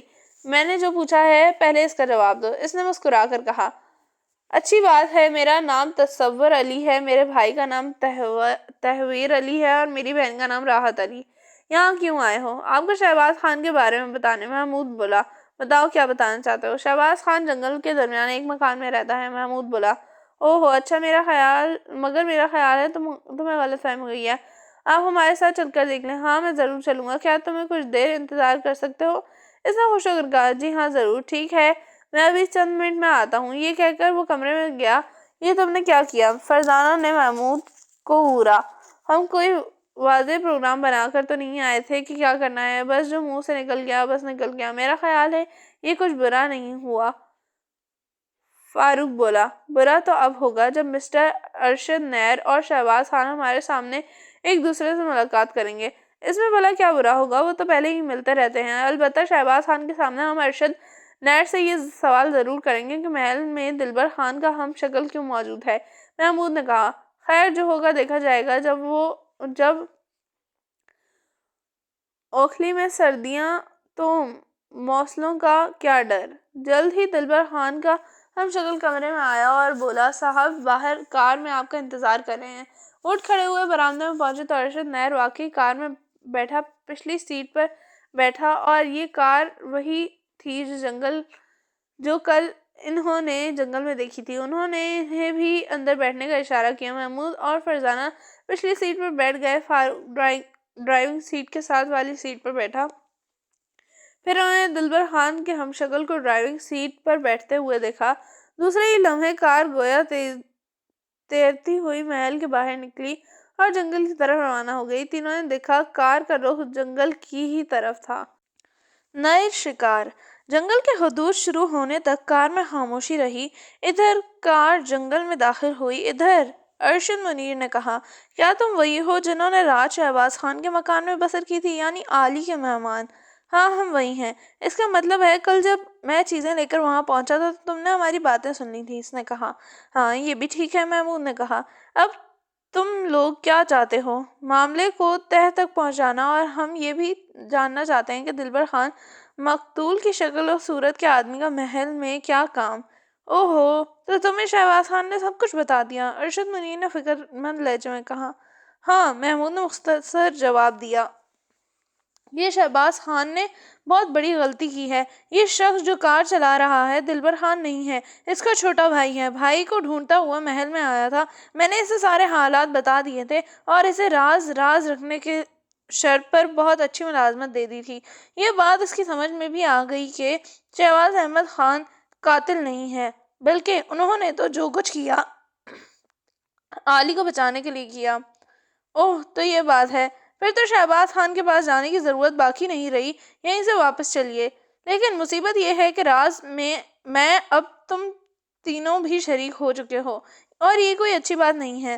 ہم شہباز خان کے ہمدرد ہیں، ان کے خلاف کوئی قدم نہیں اٹھائیں گے، لیکن سوال یہ ہے کہ دلبر خان کے قاتل کو آپ نے پولیس سے کس طرح چھپا لیا؟ پولیس نے ریکارڈ میں کسی دلبر خان کا قتل کا درج نہیں ہے۔ اوہ، تو تمہیں یہ بات بھی معلوم ہے؟ ارشد منیر نے چونک کر کہا۔ ہاں، تینوں چونک کر بولے۔ کار ابھی تک رکی نہیں تھی، برابر آگے بڑھ رہی تھی، اب اسے اچانک بریک لگا۔ ڈرائیور نے پیچھے مڑ کر کہا، کیا حکم ہے جناب؟ دوست کی جان بچانے کے لیے مجھ سے جو بھی ہو سکا کروں گا۔ ان لوگوں کو قتل کے بارے میں بھی معلوم ہو گیا ہے، ڈر ہے یہ پولیس کے پاس نہ چلے جائیں۔ ریکارڈ کی یہ پہلے ہی چھان بین کر چکے ہیں، اس لیے اب یہ اس جنگل سے واپس نہیں جائیں گے۔ جی کیا مطلب؟ کیا آپ یہ کہنا چاہتے ہیں کہ شہباز خان اور آلے کی طرح ہم بھی اب ہمیشہ کے لیے جنگل میں ہی رہیں گے؟ فاروق نے گھبرا کر کہا، نہیں، وہ لوگ تو مکان میں زندہ سلامت رہتے ہیں، اب تمہارے لیے مکان کہاں سے بنائیں؟ تم لوگوں کو تو دوسرا بندوبست کرنا پڑے گا۔ ڈرائیور نے کہا، دوسرا بندوبست؟ کیا مطلب؟ فاروق چونکا۔ بہت جلدی سمجھ جاؤ گے، اس نے جواب دیا۔ کار جنگل میں آگے بڑھ ہی رہی تھی کہ پھر اچانک ایک جگہ رک گئی۔ یہ جنگل بہت گھنا تھا۔ کار کا دروازہ کھول کر سب سے پہلے ڈرائیور نیچے اترا، ساتھ ہی انہوں نے چاقو کھلنے کی کڑکڑاہٹ سنی۔ सनसनी की एक लहर इनके जिस्मों में दौड़ गई। इसके साथ ही वो लोग भी कार से निकल गए। दोस्त की जिंदगी बचाने के लिए इन लोगों को दूसरी दुनिया की तरफ रवाना करना बहुत जरूरी है। वैसे मुझे बहुत रंज है कि तुम्हारे साथ ये सलूक करना पड़ रहा है। चलो भाई जरा जल्दी फारिग हो जाओ। महमूद फारूक भागो मुख्तलिफ सिमतों में। दोनों घबरा गए। फरजाना का जुमला खत्म होने पर पहले ही वो तीनों मुख्तलिफ सिमतों में भागे खड़े हुए। एक लम्हे के लिए अरशद मुनीर फारूक के पीछे दौड़ पड़ा। रही फरजाना तो इसके पीछे भागने वाला कोई नहीं था। दोपहर का वक्त था। चरिंद परिंद सब अपने अपने भिटों में दबे पड़े थे, लिहाजा फरजाना बिजली की सी सरसराहट से पहले सीधी भागती चली गई, फिर रुकी और वापस कार की तरफ आई। यहाँ अब कोई ना था। कार के दरवाजे जूं के तूं खुले पड़े थे। इसने इधर उधर देखा, दूर दूर तक कोई नजर नहीं आ रहा था, लेकिन इसने जल्दी से कार मुख्तलिफ खानों में तलाशी ली, लेकिन कोई काम की चीज ना मिली। अचानक इसे ख्याल आया कि कार को इसी हालत में छोड़कर शहबाज खान के मकान की तरफ भागी। इसी सिमत का थोड़ा बहुत अंदाजा था। रास्ते में नजर आने वाले का दका जानवरों की इसने परवाह न की और दौड़ती चली गई, यहाँ तक कि मकान के सामने पहुंच गई। दरवाजा बंद था और गहरी खामोशी तारी थी। इसने आगे बढ़कर दरवाजे पर दस्तक दी। दरवाजा फौरन ही आली ने खोला। अरे तुम? वो चौंका। हाँ मैं, हम खतरे में हैं। क्या तुम हमें अपने मकान में पनाह दोगे? क्यों नहीं, अंदर आ जाओ, इसने कहा। फिर बोला, मगर आपके भाई कहाँ हैं? वो भी आते ही होंगे। इसी वक्त दौड़ते कदमों की आवाज सुनाई दी। दोनों चौंक कर देखा, फारूक पूरी रफ्तार से आ रहा था। आते ही इसने कहा, महमूद नहीं पहुंचा अभी? नहीं, लेकिन फिक्र न करो, आता ही होगा। तुम अपने ताकुब करने वाले को कहाँ छोड़ आए? बहुत दूर, इसने कहा। वहीं खड़े महमूद का इंतजार करने लगे। आली बहुत हैरान था कि माजरा क्या है। आखिर खुदा खुदा करके 3 मिनट बाद कहीं जाकर महमूद की सूरत नजर आई। इसने मुड़ते ही कहा, वो इसी तरफ आ रहे हैं। ओह, तब तो फौरन दरवाजा बंद कर लेना चाहिए। आखिर वो लोग कौन हैं जिनसे जान बचाकर आप लोग भाग रहे हैं? वो हमारे दुश्मन है, लेकिन आप तो हमारे लिए कुछ करने के गए थे। अली ने परेशान होकर कहा, ये दुश्मन इसी सिलसिले में हमारे पीछे लगा लाए हैं। डैडी कहाँ हैं? वो सो रहे हैं। खैर तुम मकान का दरवाजा और खिड़कियां बंद कर लो। कोई भी अंदर आना चाहे, दरवाजा खोलना चाहे। महमूद ने कहा। अच्छी बात है, इसने कहा और अंदर दाखिल हो गया। उसके अंदर दाखिल होने पर इसने दरवाजा बंद कर दिया। इसके बाद वो खिड़कियों की तरफ बढ़ा। अभी इसने खिड़कियां बंद की ही थी कि दरवाजे पर जोरदार दस्तक हुई। चारों चौंक उठे। आली, तुम दरवाजा नहीं खोलोगे? नहीं खोलूंगा, आली बोला। तुम्हारे डैडी की बंदूक कहाँ है? अंदर कमरे में, इसने जवाब दिया। मुझे वो ला दो। हमें बताओ सीढ़ियाँ किस तरफ हैं, ताकि हम छत पर जाकर पोजीशन ले लें। अच्छी बात है। क्या आपको बंदूक चलाना आता है? हाँ, बहुत अच्छी तरह। फिक्र ना करो। क्या डैडी को जगा दूं? इसी वक्त एक आवाज से इन सबको झंझोड़ कर रख दिया। आली, दरवाजा खोलो, ये मैं हूँ, तुम्हारा अंकल। चंद लम्हे के लिए गहरा सकूत तारी हो गया। फिर आली ने चौंक कर कहा, अंकल क्या आप हैं? हाँ बेटा आली, मैं हूँ, जल्दी दरवाजा खोलो। अचानक अच्छा अंकल मैं आ रहा हूँ, या ये कहकर आली दरवाजे की तरफ मुड़ा, लेकिन महमूद इसके रास्ते में आते हुए बोला, आली तुमने वादा किया था दरवाजा नहीं खोलोगे। लेकिन ये तो अंकल हैं, हमारे दुश्मन तो नहीं हैं। इनके साथ ही हमारे दुश्मन भी अंदर दाखिल हो जाएंगे। वो नजदीक ही छुपे हुए होंगे। ओह, लेकिन अंकल का क्या करूं? वो तो बुरा मान जाएंगे। फिर हमारे लिए इतनी चीजें कौन लाएगा?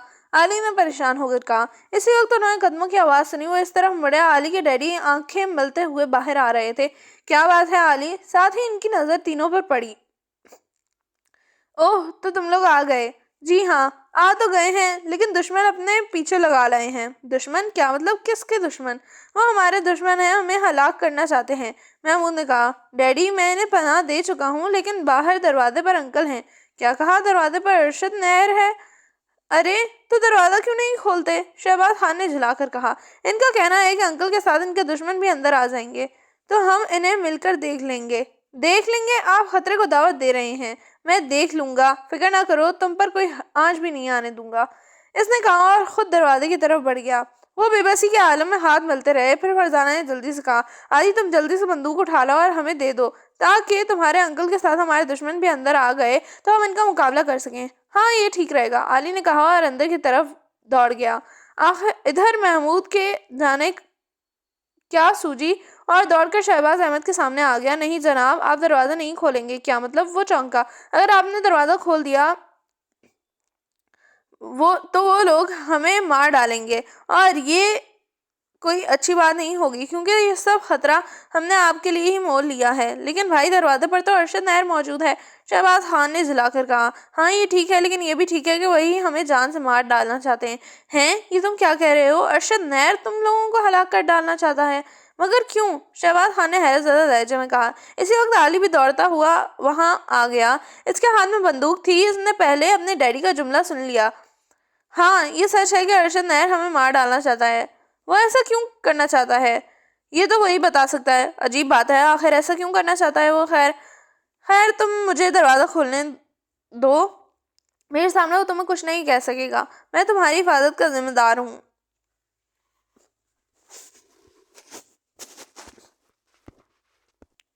اور کیا، بھلا انکل آپ کو کیوں ماریں گے؟ علی نے کہا۔ ٹھیک ہے آپ دروازہ کھول دیں، نتیجے کی ذمہ داری اب آپ پر ہے۔ لاؤ علی میاں بندوق ہمیں دے دو، فاروق نے جھلا کر کہا۔ علی پہلے اپنے ڈیڈی کی طرف اور پھر ان کی طرف دیکھا۔ آخر اس نے بندوق فاروق کے ہاتھ میں دے دی۔ ادھر شہباز خان نے دروازہ کھول دیا۔ فوراً ہی ارشد نیر اور اس کا ڈرائیور اندر داخل ہوا۔ جو ہی شہباز خان کی نظر اس پر پڑی، اس کے منہ سے ایک چیخ نکل آئی۔ وہ خوفزدہ انداز میں لڑکھڑاتے ہوئے پیچھے ہٹا اور دیوار سے جا لگا۔ نہیں نہیں، یہ کیسے ہو سکتا ہے؟ دلبر خان زندہ کیسے ہو سکتا ہے؟ تو یہ اس کا بھوت ہے؟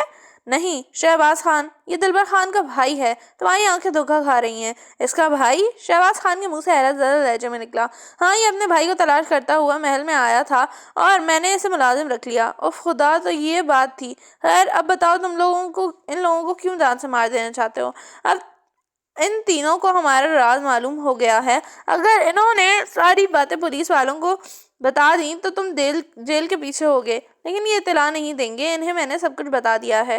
شہباز خان نے کہا۔ تم یہ کس طرح کہہ سکتے ہو؟ تم نے انہیں راز بتا کر زندگی میں سب سے بڑی غلطی کی ہے۔ یہ لوگ ضرور پولیس کو خبر کر دیں گے اور اس طرح تمہارے ساتھ میں بھی مارا جاؤں گا۔ ارشد نیر نے کہا۔ کیوں تم مارے جاؤ گے؟ شہباز خان نے حیرت زدہ لہجے میں کہا۔ میں 10 سال تک ایک قاتل کو پولیس سے چھپائے رکھا ہے، کیا پولیس مجھے معاف کر دے گی؟ لیکن ان لوگوں کو جان سے مار کر تو تم اور بھی مصیبت میں پھنس جاؤ گے۔ دوسری یہ بات بھی ہے، میری سمجھ میں نہیں آتی کہ تم دلبر خان کے بھائی کو ملازم کیوں رکھا ہے۔ اسے دراصل یہ معلوم تھا کہ دلبر خان محل میں آیا تھا اور محل سے اس کی واپسی نہیں ہوئی۔ اب اگر میں اسے محل میں آنے کے بعد چلا جانے دیتا تو نہ جانے پولیس میں یہ کیا کیا بیان دیتا اور اس طرح ہم اور الجھ جاتے۔ لہٰذا میں نے ایک بہت زیادہ تنخواہ والی ملازمت دینے کا وعدہ کیا۔ بدلے میں اس نے وعدہ کیا کہ یہ اپنے بھائی کا معاملہ بھول جائے گا، چنانچہ اس روز سے اسے ہر ماہ 5,000 روپے تنخواہ دے رہا ہوں، ارشد نیر نے بتایا۔ خیر اب سنو، یہ تینوں قابل اعتماد ہیں اور ہرگز میرے بارے میں پولیس کو نہیں بتائیں گے، لہٰذا تم انہیں کچھ نہ کہو۔ یہ بہت بڑی غلطی ہوگی، ان پر بھروسہ نہیں کیا جا سکتا۔ پھر تم کیا کرنا چاہتے ہو؟ انہیں مار کر تم بھی قاتل بن جاؤ گے اور اگر ہم پکڑے گئے تو کہیں کے نہیں رہیں گے، شہباز خان نے کہا۔ خیر آ جانے دو، میں تو چلا۔ اگر ان لوگوں نے پولیس کو خبر کی تو ذمہ دار آپ خود ہوں گے، ارشد نیر نے کہا۔ ہاں میں خود ذمہ دار ہوں گا۔ ارشد نیر اور ڈرائیور غصے میں بھانتے ہوئے چلے گئے۔ چند لمحے خاموشی کے بعد شہباز خان نے کہا۔ اب تم لوگوں کا کیا پروگرام ہے؟ ہم تھوڑی دیر کے لیے شہر جائیں گے اور پھر واپس یہیں آ جائیں گے، رات ہم یہیں گزاریں گے، امید ہے آپ کو کوئی اعتراض نہیں ہوگا، محمود نے کہا۔ تم شہر جا کر کیا کرنا چاہتے ہو؟ اس نے پوچھا۔ ہم اس کو اس جنگل سے نجات دلانے کی کوشش میں ہیں۔ اب یہ بات ثابت ہو چکی ہے کہ 10 سال پہلے جو جرم آپ کے ہاتھ ہوا تھا اس میں کوئی نہ کوئی گھماؤ پھراؤ ضرور تھا۔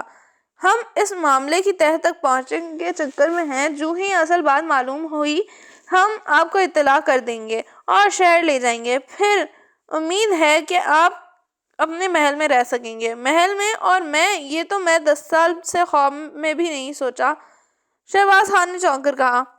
اب آپ یہ خواب دیکھنا شروع کریں کیونکہ اس خواب کی تعبیر کا وقت آ گیا ہے، فاروق نے کہا۔ اور تینوں وہاں سے نکل گئے۔ ایک بار پھر وہ جنگل میں سفر کر رہے تھے، اچانک ایک فائر ہوا اور گولی محمود کے سر کے بالوں کو چھوتی ہوئی گزر گئی۔ تینوں ایک ساتھ دھڑم سے گرے اور درختوں کی آڑ میں ہو گئے۔ اس کے ساتھ ہی انہوں نے ارشد نیر کی آواز سنی، اگر یہ بچ کر نکل گئے تو ہمیں زندگی بھر ہاتھ ملنے پڑیں گے۔ آخر یہ کون ہے، اس معاملے میں کہاں سے ٹپک پڑے؟ ڈرائیور کی آواز سنائی دی، یہ سوچنے سے زیادہ اس کا وقت انہیں گھیرنے کی سوچو۔ یہ جنگل میرا دیکھا بھلا ہے، آپ فکر نہ کریں، بچ کر نہیں جا سکیں گے۔ یوں بھی دن کا وقت ہے، جو ہی وہ آڑ میں سے نکلیں گے مارے جائیں گے۔ ڈرائیور کی آواز سنائی دی اور انہوں نے اپنے جسموں میں سنسنی کی لہر دوڑنی محسوس کی، کیونکہ ڈرائیور کا خیال بالکل ٹھیک تھا۔ دن کی روشنی میں کسی پستول والے کی زد سے بچ نکلنا بہت مشکل تھا اور ان کے پاس شکاری چاقو بھی تھا۔ پیچھے کھسک چلو، محمود نے سرگوشی کی۔ اس کے سوا اور کر بھی کیا سکتے ہیں؟ زمین پر رینگ کر آواز پیدا کیے بغیر وہ پیچھے ہٹتے چلے گئے، لیکن ایسے میں بھی انہوں نے ایک بات کا خیال رکھا کہ اوٹ سے باہر نہ ہونے چاہیے۔ اس وقت انہیں آسانی اگر تھی تو صرف یہ کہ ان پر حملہ کرنے والے صرف وہی تھے، اگر کہیں وہ تعداد میں زیادہ ہوتے تو اس وقت تک گھیرے جا چکے تھے۔ مشکل یہ تھی کہ ان کے پاس کوئی ہتھیار نہ تھا۔ ایسے میں انہوں نے کسی قدرتی ہتھیار کی تلاش میں نظریں دوڑائیں۔ چند ایک شاخیں زمین پر پڑی ضرور نظر آئیں، مگر وہ پتلی بہت تھیں۔ البتہ محمود کے ہاتھ ایک ہڈی ضرور لگ گئی تھی، شاید یہ کسی درندے کی ہڈی تھی۔ یہ ان حالات میں ایک بہترین ہتھیار تھا۔ اس نے فاروق اور فرزانہ کو تو برابر پیچھے ہٹتے رہنے کا اشارہ کیا اور خود چکر کاٹنے لگا۔ اس دوران ان کی طرف 3 بار فائر کیے جا چکے تھے، لیکن اب تو وہ ہوشیار ہو چکے تھے۔ یہ چکر 15 منٹ تک چلتا رہا، یہاں تک کہ محمود چکر کاٹ کر ان کی کمر تک پہنچنے میں کامیاب ہو گیا۔ اس نے دیکھا ارشد نیر اور ڈرائیور درختوں کی اوٹ لیے کھڑے تھے اور دوسری طرف دیکھ رہے تھے، اور تھوڑی دیر بعد انہوں نے قدم بڑھائے اور اگلے درخت کی اوٹ میں ہو گئے۔ محمود نے دبے پاؤں ان کی طرف بڑھنے لگا۔ ذرا سی غلطی اسے موت کے منہ میں پہنچا سکتی تھی، کیونکہ اس کے پاس صرف ایک ہڈی تھی، جبکہ مقابلوں کے پاس پستول اور خنجر تھے۔ ہڈی سے وہ انہیں وقتی طور پر بے ہوش کر سکتا تھا، اور بس اس نے دیکھا کہ فائر ڈرائیور کر رہا تھا، لہٰذا پہلے ڈرائیور کو نشانہ بنانا ضروری تھا، اور پھر وہ ڈرائیور کے عین پیچھے پہنچ گیا۔ دونوں ابھی تک اس کی موجودگی سے بے خبر تھے۔ اچانک اس کا ہاتھ اوپر اٹھا اور ہڈی ڈرائیور کے سر پر لگی۔ ہڈی لگنے کی آواز ارشد نیر کے کانوں سے ٹکرائی۔ وہ چونک کر مڑا اور اس کی آنکھیں حیرت سے پھیل گئیں۔ اس کا خنجر والا ہاتھ تن گیا۔ اس نے ڈرائیور کو مڑ کر گرتے ہوئے دیکھا۔ اب وہ دونوں ایک دوسرے کے سامنے کھڑے تھے۔ یہ مقابلہ بھی بہت عجیب مقابلہ تھا، ہڈی اور خنجر کا مقابلہ۔ ایسے میں محمود کو نئی سوجی، وہ پکارا، فاروق، فرزانہ، آ جاؤ، میں ان میں سے ایک کو گرا چکا ہوں۔ دوڑتے قدموں کی آواز سنائی دی اور ارشد نیر بھوکلا گیا۔ اس نے تیزی سے آگے بڑھ کر ڈرائیور کا پستول اٹھا لینا چاہا، لیکن اس کے گرنے کی وجہ سے ہاتھ سے نکل کر اس کے قریب ہی گر گیا تھا۔ لیکن محمود نے اس کا ارادہ بھانپ لیا اور فوراً ہی اپنی ٹانگ آگے کر دی۔ دوسرے ہی لمحے وہ منہ کے بل گرا۔ اسے کہتے ہیں سرکاری ٹانگ۔ اس نے فاروق کی آواز سنی۔ اسی وقت فرزانہ نے چہکی اور پستول اٹھا لیا۔ میں یہیں ٹھہرتا ہوں، تم دونوں ارشد نیر کو لے کر کار تک جاؤ، کار کو یہاں لے آؤ، محمود نے فاروق اور فرزانہ سے کہا۔ کیوں، کیا پروگرام ہے؟ فرزانہ نے پوچھا۔ پروگرام بہت ٹھیک ٹھاک ہے، تم سوال نہ کرو، کام کرو، کیونکہ کام کا وقت ہے۔ اچھی بات ہے۔ دونوں ارشد نیر کو پستول کی زد میں لیے کار تک آئے، پھر اسے کار کی ڈرائیونگ سیٹ پر بیٹھنے کی ہدایت کی۔ خود پچھلی سیٹ پر بیٹھے، پستول کی نالی اس کی کن پٹی پر رکھی اور فرزانہ نے کہا، اب وہاں چلو جہاں دلبر خان کا بھائی بے ہوش پڑا ہے۔ کار چل پڑی۔ انہوں نے محمود کو ڈرائیور کے پاس چوکس کھڑے پایا، انہیں کار سے اترتے دیکھ کر بولا، اس نے ایک بار اٹھنے کی کوشش کی تھی، میں نے ایک ہڈی اور رسید کر دی۔ بہت اچھا کیا، اب کیا کرنا ہے؟ اسے باندھ کر دونوں سیٹوں کی درمیانی جگہ میں لٹا دو، پھر ارشد نیر کو چلا کر ہمیں شہر تک لفٹ دیں گے اور شہر پہنچ کر ان کا شکریہ ادا کریں گے۔ یہ واقعی بہت شاندار پروگرام ہے، محمود نے خوش ہو کر کہا۔ اس سے پہلے تم پروگرام بناتے رہتے ہو، میں پہلی مرتبہ بنا رہا ہوں، محمود نے کہا۔ دونوں نے رومالوں اور بیلٹوں کی مدد سے ڈرائیور کو جکڑ لیا اور کار پر لاد دیا۔ چلیے جناب، اب شہر کا رخ کیجیے۔ ویسے گیدڑ ہم ہرگز نہیں ہیں اور نہ ہماری شامت آئی ہے، فاروق نے مذاق اڑانے والے لہجے میں کہا۔ کار چل پڑی۔ ارشد نیر بالکل خاموش تھا، یوں لگتا تھا جیسے پتھر کے بت میں تبدیل ہو گیا ہو، لیکن پتھر کا یہ بت ابھی ہاتھ پیر چلانے کے بالکل قابل تھا۔ شہر کی حد میں داخل ہونے پر اس نے کہا، آپ کو اب کہاں چلنا ہے؟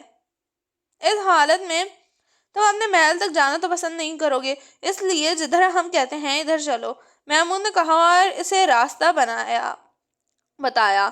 اس نے کار کا رخ ان کی ہدایت کے مطابق کر دیا۔ شاید اب اس کے ذہن ناکارہ ہو گیا تھا، وہ خود کو بالکل بے بس محسوس کر رہا تھا۔ تھوڑی دیر بعد وہ اسے اپنے گھر کے سامنے لا چکے تھے۔ ڈرائیور کار کے اندر ہی رہنے دیا گیا، البتہ گھر سے کچھ اور رسیاں لا کر اسے مضبوطی سے جکڑ دیا گیا۔ ارشد نیر کو پستول کی زد میں رکھ کر اندر لایا گیا۔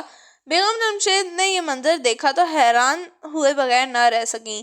یہ تم کیسا شکار کھیلتے پھرتے ہو؟ انہوں نے کہا۔ کیا بتائیں امی جان، آگے گئے تو ہم تھے جانوروں کا شکار کرنے ہی، لیکن یہ اور بات ہے کہ جنگل میں ہمیں شکار کرنے کو ایک آدمی ہی ملے، فاروق نے کہا اور محمود جمشید انسپکٹر کو فون کرنے لگا کیونکہ ابھی ان کے گھر آنے کا وقت نہیں ہوا تھا۔ بند کمرہ۔ انسپکٹر جمشید نے گھر کے اندر داخل ہونے کے بعد حیرت سے پلکیں جھپکائیں اور بولے، یہ تم کیا کرتے پھر رہے ہو؟ پہلے تو ان کے متعلق سوچئے جو باہر کار میں جکڑا پڑا ہے، پھر ہم ساری کہانی سناتے ہیں۔ انسپکٹر جمشید باہر گئے اور ڈرائیور کو بھی کندھے پر لاد کر اندر لے آئے۔ اسے ایک طرف ڈال دیا گیا۔ بیگم جمشید بھی وہیں آ گئیں کیونکہ وہ بھی یہ کہانی سننا چاہتی تھیں، اور پھر محمود نے انہیں شروع سے لے کر آخر تک ساری کہانی کہہ سنائی۔ آخر میں بولا، ابا جان، اس کیس میں آپ اب شامل ہوئے ہیں، آپ بتائیے کیا خیال ہے آپ کا؟ ارشد نیر اپنے منہ سے کچھ کہے گا نہیں، ڈرائیور بھی خاموش رہے گا، اور شاید ہم اصل معاملے کی تہہ تک نہیں پہنچ سکیں گے، لیکن میں ایک اور طریقہ اختیار کروں گا، انہوں نے کہا۔ اور وہ طریقہ کیا ہوگا؟ فرزانہ نے پوچھا۔ میں محل میں جاؤں گا اور دیکھوں گا اس کیس کے سلسلے میں وہاں کیا کیا جا سکتا ہے، انہوں نے جواب دیا۔ محل میں جائیں گے، لیکن کیسے؟ سنا ہے وہاں تو نوکروں کی فوج ہوتی ہے۔ پرواہ نہیں، ویسے محل میں جانے سے پہلے ایک کام اور کروں گا۔ اس کیس میں تم لوگ اپنے حصے کا کام کر چکے ہو، اب میرا کام شروع ہوتا ہے، سب کچھ مجھ پر چھوڑ دو۔ انسپکٹر جمشید معنی خیز انداز میں مسکرائے۔ ایک اور کام جو آپ کریں گے وہ کیا ہے؟ فاروق نے پوچھا۔ تم میرے ساتھ ہوگے، دیکھ ہی لوگے۔ یہ کہہ کر انہوں نے کچھ سوچا اور پھر ڈائریکٹری میں شہباز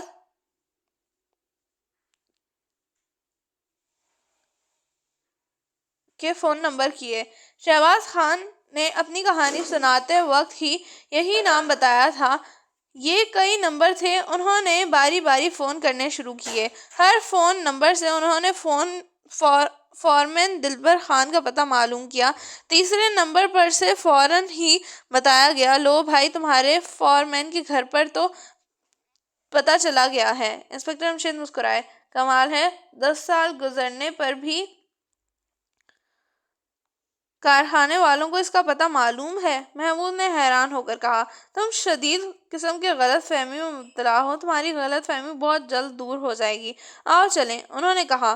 اور ان دونوں کا کیا کریں؟ تمہاری امی انہیں دیکھتی رہیں گی، البتہ ہم انہیں باندھ کر جائیں گے۔ تھوڑی دیر بعد وہ دلبر خان کے مکان کے سامنے موجود تھے۔ مکان بہت عالی شان تھا اور نیا بنا ہوا تھا۔ حالانکہ مکان تھا پرانا، اس کا مطلب تھا اس کے نئے سرے سے مرمت کرائی گئی تھی۔ محمود نے آگے بڑھ کر دستک دی تو ایک بوڑھی عورت دروازے پر نمودار ہوئی۔ دلبر خان یہیں کہیں رہتا ہے نا؟ انسپکٹر جمشید نے آگے بڑھ کر پوچھا۔ ہاں بیٹا، بڑھیا نے کہا، اور وہ حیران رہ گئے۔ ہم اس کے دوست ہیں، اس نے ہم سے ملاقات کے لیے یہاں بلایا تھا۔ کیا وہ اندر موجود ہے؟ نہیں، وہ کہیں گیا ہوا ہے۔ پچھلی مرتبہ جب ہم یہاں آئے تھے تو مکان پرانا تھا، کیا اسے دوبارہ بنوایا گیا ہے؟ ہاں، اس نے کہا۔ اچھا، دلبر خان کا بھائی ہے اندر؟ انسپکٹر رمشید نے چونک کر پوچھا۔ دلبر خان کا بھائی؟ اس کا تو کوئی بھائی ہی نہیں ہے۔ اوہ، شاید ہمیں غلط فہمی ہوئی ہے۔ اچھا، تو وہ کب تک آ جائے گا؟ کچھ پتہ نہیں، اس کے آنے نہ آنے کا کوئی پتہ نہیں ہوتا۔ تو پھر اس وقت تو ہم پھر چلتے ہیں، شام کو پھر آئیں گے، انہوں نے کہا۔ پھر چونک کر پوچھا، ہاں، تم نے یہ نہیں بتایا کہ تم کون ہو؟ میں اس گھر کی ملازمہ ہوں۔ بہت شکریہ۔ وہ واپس جیپ کی طرف چلے۔ محمود، فرزانہ اور فاروق کا برا حال تھا۔ خدایا، چکر کیا ہے؟ دلبر خان تو زندہ ہے اور اس کا کوئی بھائی بھی نہیں ہے، پھر یہ کیسے ممکن ہے کہ شہباز خان نے اسے خنجر سے مار ڈالا تھا؟ فرزانہ کہتی چلی گئی۔ جیپ میں بیٹھ کر وہ گھر کی طرف روانہ ہو گئے۔ اس کی صرف ایک ہی صورت ہے کہ وہ یہ کہ دلبر خان مر نہیں سکا اور زندہ بچ گیا۔ چنانچہ ارشد نیر اس کے ساتھ مل کر یہ منصوبہ بنایا کہ کیوں نہ ہم شہباز خان کی ساری دولت اور جائیداد پر قبضہ کر لیا جائے۔ لیکن یہاں ایک سوال یہ پیدا ہوتا ہے کہ دلبر خان تو شہباز خان کے بیٹے علی کو اغوا کرنے آیا تھا، یہ تو وہ شاید ملازمت چھوٹ جانے کا بدلہ لینا چاہتا تھا۔ ارشد نیر سے اس کا گھٹ جوڑ کس طرح ہو گیا؟ 10-11 سال پہلے کے جو واقعات شہباز خان نے بتائے ہیں وہ واضح نہیں ہیں۔ یہ بھی پتہ نہیں چل سکا کہ دلبر خان اندر کس طرح داخل ہوا تھا۔ اگر اس بات کا پتہ چل جائے تو پھر سب کچھ معلوم ہو سکتا ہے۔ خیر، اس کے لیے واحد صورت صرف یہی ہے کہ محل میں جاؤں اور کم از کم ایک رات وہاں گزاروں۔ آخر آپ کیا کریں گے؟ اس خنجر کو تلاش کروں گا جس کے ذریعے شہباز خان نے دلبر خان کو ہلاک کیا تھا۔ اگرچہ وہ ابھی زندہ سلامت ہے، کیا وہ خنجر ابھی تک وہیں موجود ہوگا؟ یقیناً شہباز خان خنجر وہیں چھوڑ کر چلے آئے تھے، اور اگر اس سارے چکر میں دلبر خان اور ارشد نیر کے ہاتھ ہیں تو انہوں نے شہباز خان کو ہمیشہ خوفزدہ رکھنے کے لیے اس خنجر کو حفاظت سے رکھا ہوگا، تاکہ ضرورت پڑنے پر شہباز خان کو خنجر دکھا کر اس کا جرم یاد دلایا جائے اور وہ شہر کا رخ کرنے کی جرات نہ کریں۔ یہ کیس بھی عجیب کیس ہے۔ تمام واقعات معلوم ہو جانے کے باوجود ابھی تک تمام واقعات معلوم نہیں ہوئے۔ فاروق نے منہ بنایا۔ شروع ہو گئیں اوٹ پٹانگ باتیں، فرزانہ نے جھلا کر کہا۔ ابا جان، کیا میں اوٹ پٹانگ باتیں کہہ رہی ہوں؟ نہیں، اس کیس کے حالات، دو واقعات کو دیکھا جائے تو یہ بالکل معقول بات تھی۔ انسپکٹر رمشید مسکرایا۔ سن لیا فرزانہ؟ فاروق نے طنزیہ انداز میں کہا۔ میں بحری نہیں، اس نے جھلا کر کہا۔ یہ جان کر بہت خوشی ہوئی۔ خدا کا شکر ہے میں ایک بحری بہن کا بھائی نہیں۔ اس کا لہجہ شوخ تھا۔ سوال یہ ہے کہ اب ہم محل میں کیسے داخل ہوں گے؟ بہت آسانی سے۔ میں ارشد نیر کے میک اپ میں ہوں گا، تم میرے محل میں داخل ہونے کے چند منٹ بعد آؤ گے اور میں تمہیں اپنا مہمان بنا کر ساتھ رکھوں گا۔ انسپکٹر رمشید بولے۔ آخر آپ محل میں کس طرح داخل ہوں گے؟ میک اپ کرنے کے باوجود آپ کو یہ کس طرح معلوم ہوگا کہ آپ کا کمرہ کس طرف ہے؟ محل کے باقی کمرے کس کس سمت میں ہیں؟ فرزانہ نے اعتراض کیا۔ تم فکر نہ کرو، اس کا طریقہ سوچ لیا ہے۔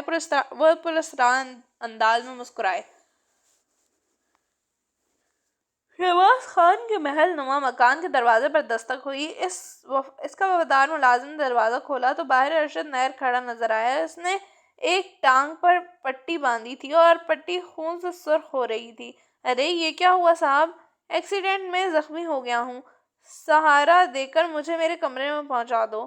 اوہ، آئیے جناب، آئیے۔ اس نے آگے بڑھ کر ارشد نیر کے بازو اپنے کندھے پر رکھ لیا۔ اس طرح چلتے ہوئے وہ اس کے کمرے میں آئے۔ اس کمرے کے ٹھاٹھ باٹھ شاہانہ تھے۔ شرفو نے اسے بستر پر لٹا دیا۔ آج مجھے 10 سال پہلے کا زمانہ یاد آ رہا ہے۔ نہ جانے میرا دوست اب کہاں ہوگا؟ آخر وہ یہاں سے کیوں چلا گیا؟ میں خود اب تک حیران ہوں صاحب۔ میں تو ان کی یاد میں دن رات روتا ہوں۔ وہ کتنے اچھے تھے۔ ان کے بغیر محل کی یہ دیواریں مجھے کاٹ کھانے کو دوڑتی ہیں۔ یہاں صرف اس امید پر ٹھہرا ہوں کہ ایک نہ ایک دن وہ لوٹ کر ضرور آئیں گے۔ ہاں، وہ آئیں گے، ضرور آئیں گے، ارشد نیر نے کہا۔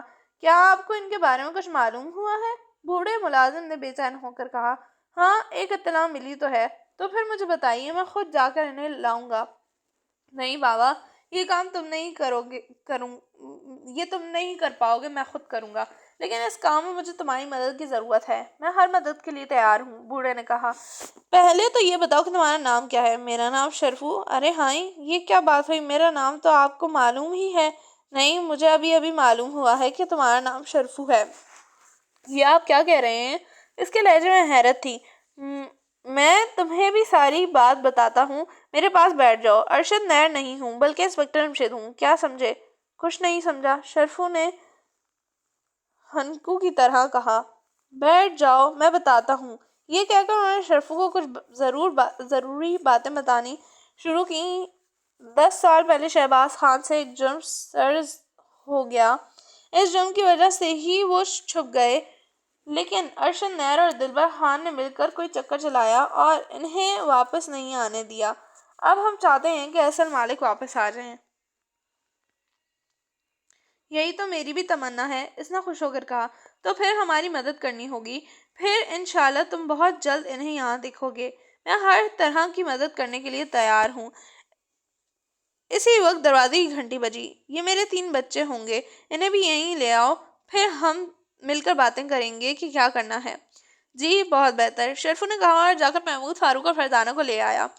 محمود، فاروق اور فرزانہ کے آنے کے بعد اس وقت تک جو حالات انہیں معلوم تھے شرفو کو بتائے گئے۔ اس کی حیرت کا کوئی پوچھنا۔ اب یہ بتاؤ کہ اس وقت یہاں کل کتنے ملازم ہیں؟ تقریباً 10۔ انہیں 8 دن کی چھٹی دے آؤ۔ ارشد نیر کی طرف سے کہہ دینا کہ آج کی تنخواہ بھی انہیں دوں گا، 2 گنا ملے گی۔ آپ فکر نہ کریں، میں ابھی چند منٹ میں انہیں رخصت کرتا ہوں۔ یہ کہہ کر شرفو چلا گیا۔ کمال ہے، آپ نے چند منٹ میں کام دکھایا، محمود نے خوش ہو کر کہا۔ معلوم ہوتا ہے تم میری زبان سے بہت ڈرتی ہو، فاروق بولا۔ تھوڑی دیر بعد شرفو اندر آیا۔ اس نے خبر سنائی، سب ملازم چلے گئے ہیں اور اب ہمارے علاوہ کوئی اندر موجود نہیں۔ بہت خوب، بیرونی دروازہ بند کر دو اور کسی ایسے کمرے کے بارے میں بتاؤ جو ہمیشہ بند رکھا جاتا ہو، خاص طور پر شہباز خان کی موجودگی کے بعد سے۔ ایک کمرہ ایسا ہے جو پورے 10 سال سے بند ہے، اسے کبھی کھولا بھی نہیں گیا، لیکن مجھے یہ معلوم نہیں کہ اس کمرے کے تالے کی چابی کہاں رکھی رہتی ہے۔ شرفو نے پریشان ہو کر کہا۔ تم فکر نہ کرو، اسے کھول لیں گے۔ مختلف برآمدوں کے فرش پر اس قدر چکنے تھے کہ انہیں کئی باریکیوں لگا کر اب پھسلے۔ اس کمرے کی دروازے پر پہنچ کے انسپکٹر جمشید نے چابیوں کا ایک گچھا سا نکالا اور باری باری تالے میں چابیاں لگانا شروع کر دیں، لیکن کوئی چابی نہ ملی۔ محمود، اپنا تار نکالنا ذرا، انسپکٹر جمشید نے کہا۔ محمود نے تار بھی نکالا لیکن وہ بھی ناکام ہو گیا۔ آگے انسپکٹر جمشید نے محمود سے کہا، بابا شرفو کے ساتھ باہر جاؤ، جیب میں ایک دوسرا خنجر موجود ہے، وہ نکال لاؤ۔ دوسرے گچھے کی پہلی ہی چابی نے کام دکھا دیا، تالا کھل گیا۔ انہوں نے دروازہ دھکیل کر کھول دیا لیکن خود باہر ہی کھڑے رہے۔ رک کیوں گئے ابا جان، چلیے نا اندر، فاروق بولا۔ بے وقوف ہو تم، کمرہ 10 سال سے بند ہے، اس کے اندر ہوا گندگی ہوگی۔ محمود نے منہ بنایا۔ چلو شکر ہے تم تو عقل مند ہو، اگر تم بھی میری طرح ہوتے تو کیا ہوتا؟ فاروق مسکرایا۔ ہوتا یہ کہ مجرم لوگ ہم پر ہنسا کرتے، فرزانہ نے کہا۔ چند منٹ انتظار کرنے کے بعد وہ کمرے میں داخل ہوئے۔ ابھی تک ہوا خراب ہی تھی، عجیب سی بو ان کے نتنوں میں آئی۔ کمرے میں گرد و غبار کی تہیں جمی تھیں۔ کمرے کی ایک دیوار کے ساتھ میز رکھی تھی، 3 الماریاں تھیں جن کے تالے لگے ہوئے تھے۔ یہ تالے بھی انہوں نے چند منٹ میں کھول لیے۔ ان الماریوں میں کاغذات اور کتابوں کے سوا انہیں کچھ نظر نہیں آیا۔ ایسے میں فرزانہ کی نظر میز کے دراز پہ پڑی، اس پر بھی ایک تالا لگا ہوا تھا۔ یہ دراز بھی کھول کر دیکھنی چاہیے۔ اور ہاں، انسپکٹر جمشید اور پھر میز کی دراز پر جھک گئے۔ اس تالے کو کھولنے میں انہیں کافی محنت کرنا پڑی، آخر تالا کھل گیا۔ انہوں نے دراز کھینچی اور پھر دھک سے رہ گئے۔ زندہ مقتول۔ دراز میں ایک خون آلود خنجر موجود تھا، اس کے پھل پر لگا ہوا خون اب سیاہ پڑ گیا تھا۔ چند لمحے تک وہ چاقو کو پھٹی پھٹی نظروں سے دیکھتے رہے۔ آخر محمود نے کہا، ابا جان، یہ ہم کیا دیکھ رہے ہیں؟ اس خنجر کے ہوتے ہوئے تو یہی کہا جا سکتا ہے کہ شہباز خان نے خنجر دلبر خان کے سینے میں اتار دیا تھا، اور یہ بات ہے کہ وہ مرنے سے بچ گیا اور بعد میں ارشد نیر کے ساتھ سازش کر کے انہوں نے شہباز خان کو ہمیشہ کے لیے محل سے دور رکھنے کا پروگرام بنایا ڈالا ہوگا۔ ہاں، دیکھتے جاؤ، اب پانی کا پانی دودھ کا دودھ ہونے کا وقت آ گیا ہے۔ ایک شخص 10 سال تک اپنے گھر سے بے گھر رہا، اسے جنگل کی زندگی اختیار کرنے پر مجبور کر دیا گیا، نہ صرف اسے بلکہ اس کے معصوم بچے کو بھی، انسپکٹر جمشید نے جذباتی آواز میں کہا، اور جیب سے رومال نکال کر خنجر اس میں لپیٹ لیا۔ پھر وہ اس کمرے سے باہر نکل آئے۔ شرفو کو تو انہوں نے وہیں چھوڑا اور خود جنگل کی طرف روانہ ہو گئے۔ جیپ کے ہارن کی آواز نے شہباز خان اور علی کو چونکا دیا۔ دونوں خوفزدہ انداز میں باہر نکلے، لیکن ان تینوں کو دیکھ کر خوش ہو گئے۔ ساتھ ہی ان کے ساتھ انسپکٹر جمشید کو دیکھ کر ٹھٹکے بھی، یہ ہمارے ابا جان ہیں، آپ کو لینے آئے ہیں۔ آپ ہمارے ساتھ شہر چل رہے ہیں، اپنے محل میں۔ یہ ہم کیا سن رہے ہیں؟ شہباز خان تھر تھر کانپتی آواز میں بولا۔ آپ ایک گہری سازش کا شکار ہو گئے ہیں، آئیے چلیے، کچھ ساتھ لینے کی ضرورت نہیں۔ دونوں ہانپتے ہانپتے ان کے ساتھ جیپ میں بیٹھ گئے۔ جیپ شہر کی طرف چل پڑی۔ محل کے دروازے پر پہنچ کر دستک دی گئی۔ شرفو نے دروازہ کھولا اور ان کے ساتھ بوڑھے اور لڑکے کو دیکھ کر حیرت سے پلکیں جھپکانے لگا۔ شرفو، تم نے اپنی اصلی مالک کو نہیں پہچانا؟ یہ شہباز خان، یہ ان کے بیٹے علی ہیں۔ نہیں، شرفو چلا کر کہا اور رونے لگا۔ پھر وہ بے اختیار ان سے لپٹ گیا۔ شہباز خان بھی رونے لگا، علی بھی رونے لگا۔ ان کی آنکھوں میں آنسو آ گئے۔ محل کی درد و دیوار جیسے جاگ سے پڑے۔ اندر ایک خوش دم خوشی کی لہر سی دوڑ گئی۔ میرا جی چاہتا ہے ان دیواروں سے لپٹ لپٹ کر رو لوں، شہباز خان نے کہا۔ اس کا کوئی فائدہ نہیں ہوگا، آئیے پہلے اس سازش کے تار توڑ ڈالیں۔ وہ انہیں ڈرائنگ روم میں لے آئے۔ یہاں فون بھی موجود تھا۔ انسپکٹر جمشید نے 4 جگہ فون کیا اور پھر بیٹھ کر انتظار کرنے لگے۔ اب ہم انتظار کریں گے، لیکن اس سے پہلے میں آپ کو ایک چیز دکھا دوں تاکہ پوری طرح اطمینان ہو جائے۔ یہ کہہ کر انسپکٹر جمشید نے اپنا رومال کھول ڈالا اور اسے شہباز خان کے سامنے کرتے ہوئے بولے، کیا یہ وہی خنجر ہے جس کے ذریعے آپ نے دلبر خان کو ہلاک کیا تھا؟ ہاں، یہ بالکل وہی ہے۔ آپ کو کہاں سے ملا؟ اس محل میں ایک کمرے سے۔ سنا ہے وہ کمرہ بھی 10 سال سے بند رہا گیا ہے۔ اوہ، شہباز خان کے منہ سے نکلا۔ معلوم ہوتا ہے کہ اس کا ڈراپ سین ہونے والا ہے۔ مجرم صاحبان تشریف لانے والے ہیں۔ ہاں، لیکن اس سے پہلے انسپکٹر جمشید کے الفاظ درمیان میں ہی رہ گئے۔ گھنٹی بجی تھی۔ جاؤ شرفو، دروازے پر جو کوئی بھی آیا ہے اسے اندر لے آؤ۔ شرفو گیا اور آنے والے کو لے آیا۔ 15 منٹ بعد پھر گھنٹی بجی۔ انسپکٹر جمشید اس مرتبہ شرفو کو ہدایت دی اور اسے دروازے کی طرف بھیج دیا۔ 1 منٹ بعد وہ ارشد نیر اور دلبر خان کے ساتھ اندر داخل ہوا۔ کمرے میں بہت سے لوگوں کو دیکھ کر وہ بوکھلا اٹھے۔ شرفو، یہ کیا بات ہے؟ تم نے کہا ڈرائنگ روم میں ہمارے کچھ دوست آئے بیٹھے ہیں، تو کیا یہ آپ کے دوست نہیں ہیں؟ ادھر دیکھیے، شرفو نے شہباز خان کی طرف اشارہ کرتے ہوئے کہا۔ نہیں، ارشد نیر چلایا اور پھٹی پھٹی آنکھوں سے شہباز خان اور علی کو دیکھنے لگا۔ ان پر اس کی نظر پہلی مرتبہ پڑی تھی۔ اب شہباز خان کے سر اور داڑھی کے زائد بال نظر نہیں آ رہے تھے۔ وہ ایک خوبصورت لیکن ادھیڑ عمر کا آدمی نظر آ رہا تھا۔ بیٹھ جائیے مسٹر ارشد نیر اور دلبر خان صاحب۔ انسپکٹر جمشید طنزیہ انداز میں مسکرائے۔ دلبر خان شہباز خان کے منہ سے مارے حیرت کے نکلا۔ ہاں، وہی دلبر خان ہے جو آپ کے ہاتھ سے مارا گیا تھا۔ اس کا بھائی کبھی تھا ہی نہیں۔ اوہ، اس کے منہ سے نکلا۔ ایک مرتبہ میں نے ایک جاپانی آدمی کو دیکھا تھا۔ وہ کھلونوں کی ریہڑی لے جا رہا تھا اور اس کا کہنا تھا کہ یہ کھلونے جاپان میں لے کر آیا ہے۔ مجھے یہ سن کر ہنسی آئی۔ میں نے اس سے کہا کہ بھائی راز، ذرا کوئی چابی کھولنا مجھے بھی دکھاؤ۔ وہ میرے طنز کو سمجھ گیا اور اس نے مجھے غصے میں آ کر ایک کھلونا دکھایا۔ وہ کھلونا ایک خنجر تھا۔ خنجر کا پھل نہایت ہی چمکدار تھا، دھار بھی تیز تھی۔ معلوم ہو رہی تھی کہ اس کا دستہ پلاسٹک کا تھا۔ میں نے خنجر کو الٹ پلٹ کر دیکھا۔ دراصل اس خنجر کی کیا خوبی ہے؟ میں نے وہ خنجر اس سے خرید لیا اور اس کیس میں بھی ایک ایسا خنجر ہی استعمال کیا گیا ہے۔ ٹھہریے، میں آپ کو ساری کہانی سناتا ہوں۔ آپ کون ہیں؟ ارشد نیر غصے سے چلایا۔ ارے ہاں، میں تو اپنا تعارف کروانا ہی بھول گیا۔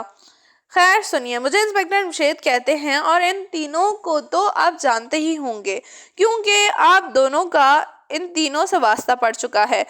آپ انہیں جان سے مار ڈالنا چاہتے تھے اور اس نے پوری کوشش بھی کی تھی، لیکن خدا کو ان کی زندگی منظور تھی۔ نہ صرف یہ کہ ان کی زندگی منظور تھی بلکہ شہباز خان اور ان کے بیٹے کو بھی ان کے گھر لانا تھا، چنانچہ وہ لے آیا۔ ظلم ہے، ایک دن تو توڑ دیتا ہے، جرم ہے، ایک دن ظاہر ہو کر رہتا ہے۔ ارشد نیر، تم شہباز خان کے بچپن کے دوست تھے، انہوں نے ہر موقع پر تمہاری مدد کی، تم تعلیم حاصل کرنے کے بھی قابل نہیں تھے، انہوں نے تمہاری تعلیم کا بوجھ بھی برداشت کیا، یہاں تک کہ بڑے ہونے پر اپنے کارخانوں کا جنرل مینیجر بھی بنا دیا۔ تمہیں اور آخر کیا چاہیے تھا؟ مسٹر ارشد نیر کے یہ سازش کر بیٹھے اپنے دوست اور ان کے بیٹے کے خلاف۔ یہ کہہ کر انسپکٹر جمشید خاموش ہو گئے۔ ڈرائنگ روم میں ایک لمحے کے لیے گہرا سناٹا طاری ہو گیا۔ پھر ارشد نیر چلایا، یہ سب کیا ڈرامہ کھیلا جا رہا ہے؟ اصل بات صرف اتنی سی ہے کہ آج سے 10 سال پہلے دلبر خان نامی ایک آدمی شہباز خان کے بیٹے علی کو اغوا کرنے آیا تھا۔ شہباز خان کی آنکھ کھل گئی تھی، یہ اس کے راستے میں آ گئے۔ اس نے اپنے خنجر سے وار کرنا چاہا لیکن اتفاق سے خنجر ان کے ہاتھ سے گر گیا۔ خنجر انہوں نے اٹھا لیا اور اس کے سینے پر اتار دیا۔ واقعہ دراصل یہ ہے کہ پھانسی خون سے یہ کہیں غائب ہو گئے اور خوف سے یہ کہیں غائب ہو گئے اور مختار نامہ مجھ کو لکھ کر گئے۔ آخر ان کی عدم موجودگی میں کارخانوں کا انتظام کسی نہ کسی کو سنبھال لینا تھا۔ اب اگر میں نے انتظام سنبھال لیا تو کیا برا کیا، لیکن مصیبت یہ ہے کہ دلبر خان بالکل زندہ سلامت تمہارے سامنے کھڑا ہے۔ انسپکٹر جمشید بولے، یہ دلبر خان نہیں ہے، اس کا بھائی ہے۔ ارشد نیر نے چیختے انداز میں کہا، یہ غلط ہے، دلبر خان کے گھر والے کہتے ہیں کہ دلبر خان کا کوئی بھائی ہی نہیں تھا کبھی بھی، ہم تصدیق کر چکے ہیں، اور اگر دلبر خان کا کوئی بھائی تھا تو تم بتاؤ اس کا نام کیا تھا، اس کی میونسپل کارپوریشن کی پرچی دکھاؤ، ہم تسلیم کر لیں گے، لیکن میں جانتا ہوں کہ تم ایسا کوئی ثبوت پیش نہیں کر سکو گے، نہ دلبر خان کے بھائی کا نام بتا سکو گے۔ انسپکٹر جمشید کہتے چلے گئے۔ ارشد نیر کے منہ سے کوئی غلط الفاظ نہ نکل سکا۔ انسپکٹر جمشید نے رک کر پھر کہنا شروع کیا، اب سوال یہ پیدا ہوتا ہے کہ دلبر خان کے سینے میں تو خنجر اتارا گیا تھا، پھر یہ زندہ سلامت کس طرح کھڑا ہو گیا؟ جو اب ذہن میں یہاں یہی آتا ہے کہ ہو سکتا ہے کہ یہ خنجر زیادہ کاری نہ لگا ہو اور یہ بچ گیا ہو، اور اس کے بعد ارشد نیر نے اس کے ساتھ مل کر یہ منصوبہ بنایا کہ یہ بات شہباز خان سے چھپائی جائے کہ دلبر خان بچ گیا ہے۔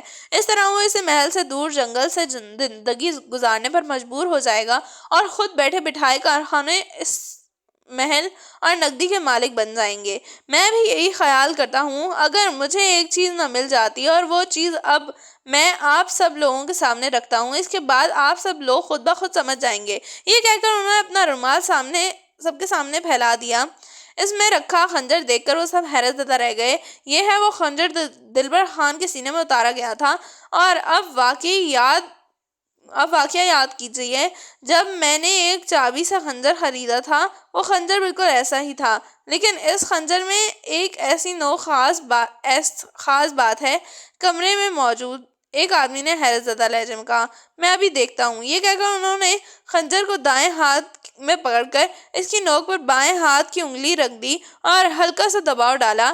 میں نے دیکھا خنجر کا پھل پلاسٹک کے خول میں غائب ہو گیا، پھر جو ہی انہوں نے انگلی ہٹائی، پھل پھر باہر آ گیا۔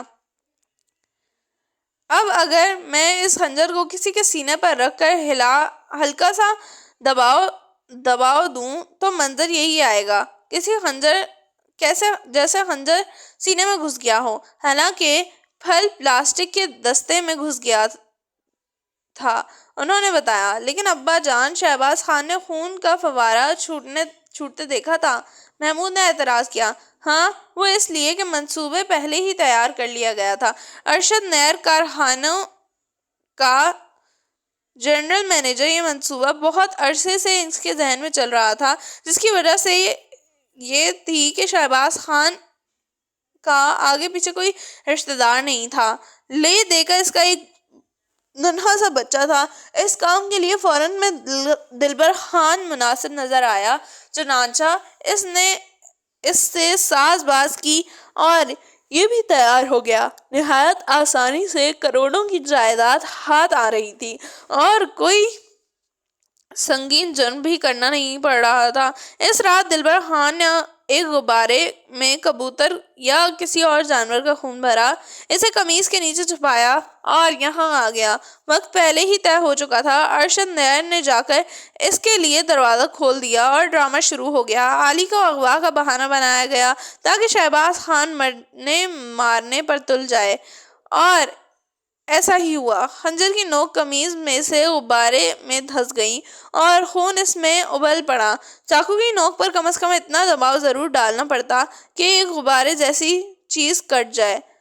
دلبر خان نے اسی وقت خوب ایکٹنگ کی ہوگی۔ وہ تڑپنے لگا تاکہ شہباز خان کو اس کی موت کا یقین آ جائے۔ یہ خوف زدہ انداز میں چلائے تو ارشد نیر اندر داخل ہوا۔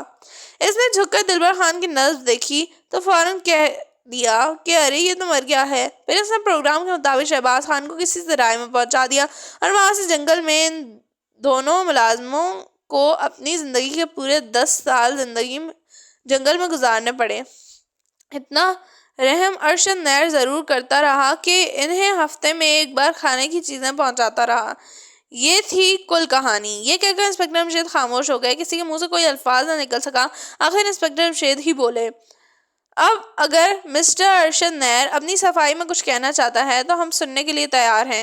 اگر ان کے پاس اپنی بے گناہی کا کوئی ثبوت ہے تو یہ پیش کر دیں، ورنہ تو ان کا جرم ثابت ہو چکا ہے۔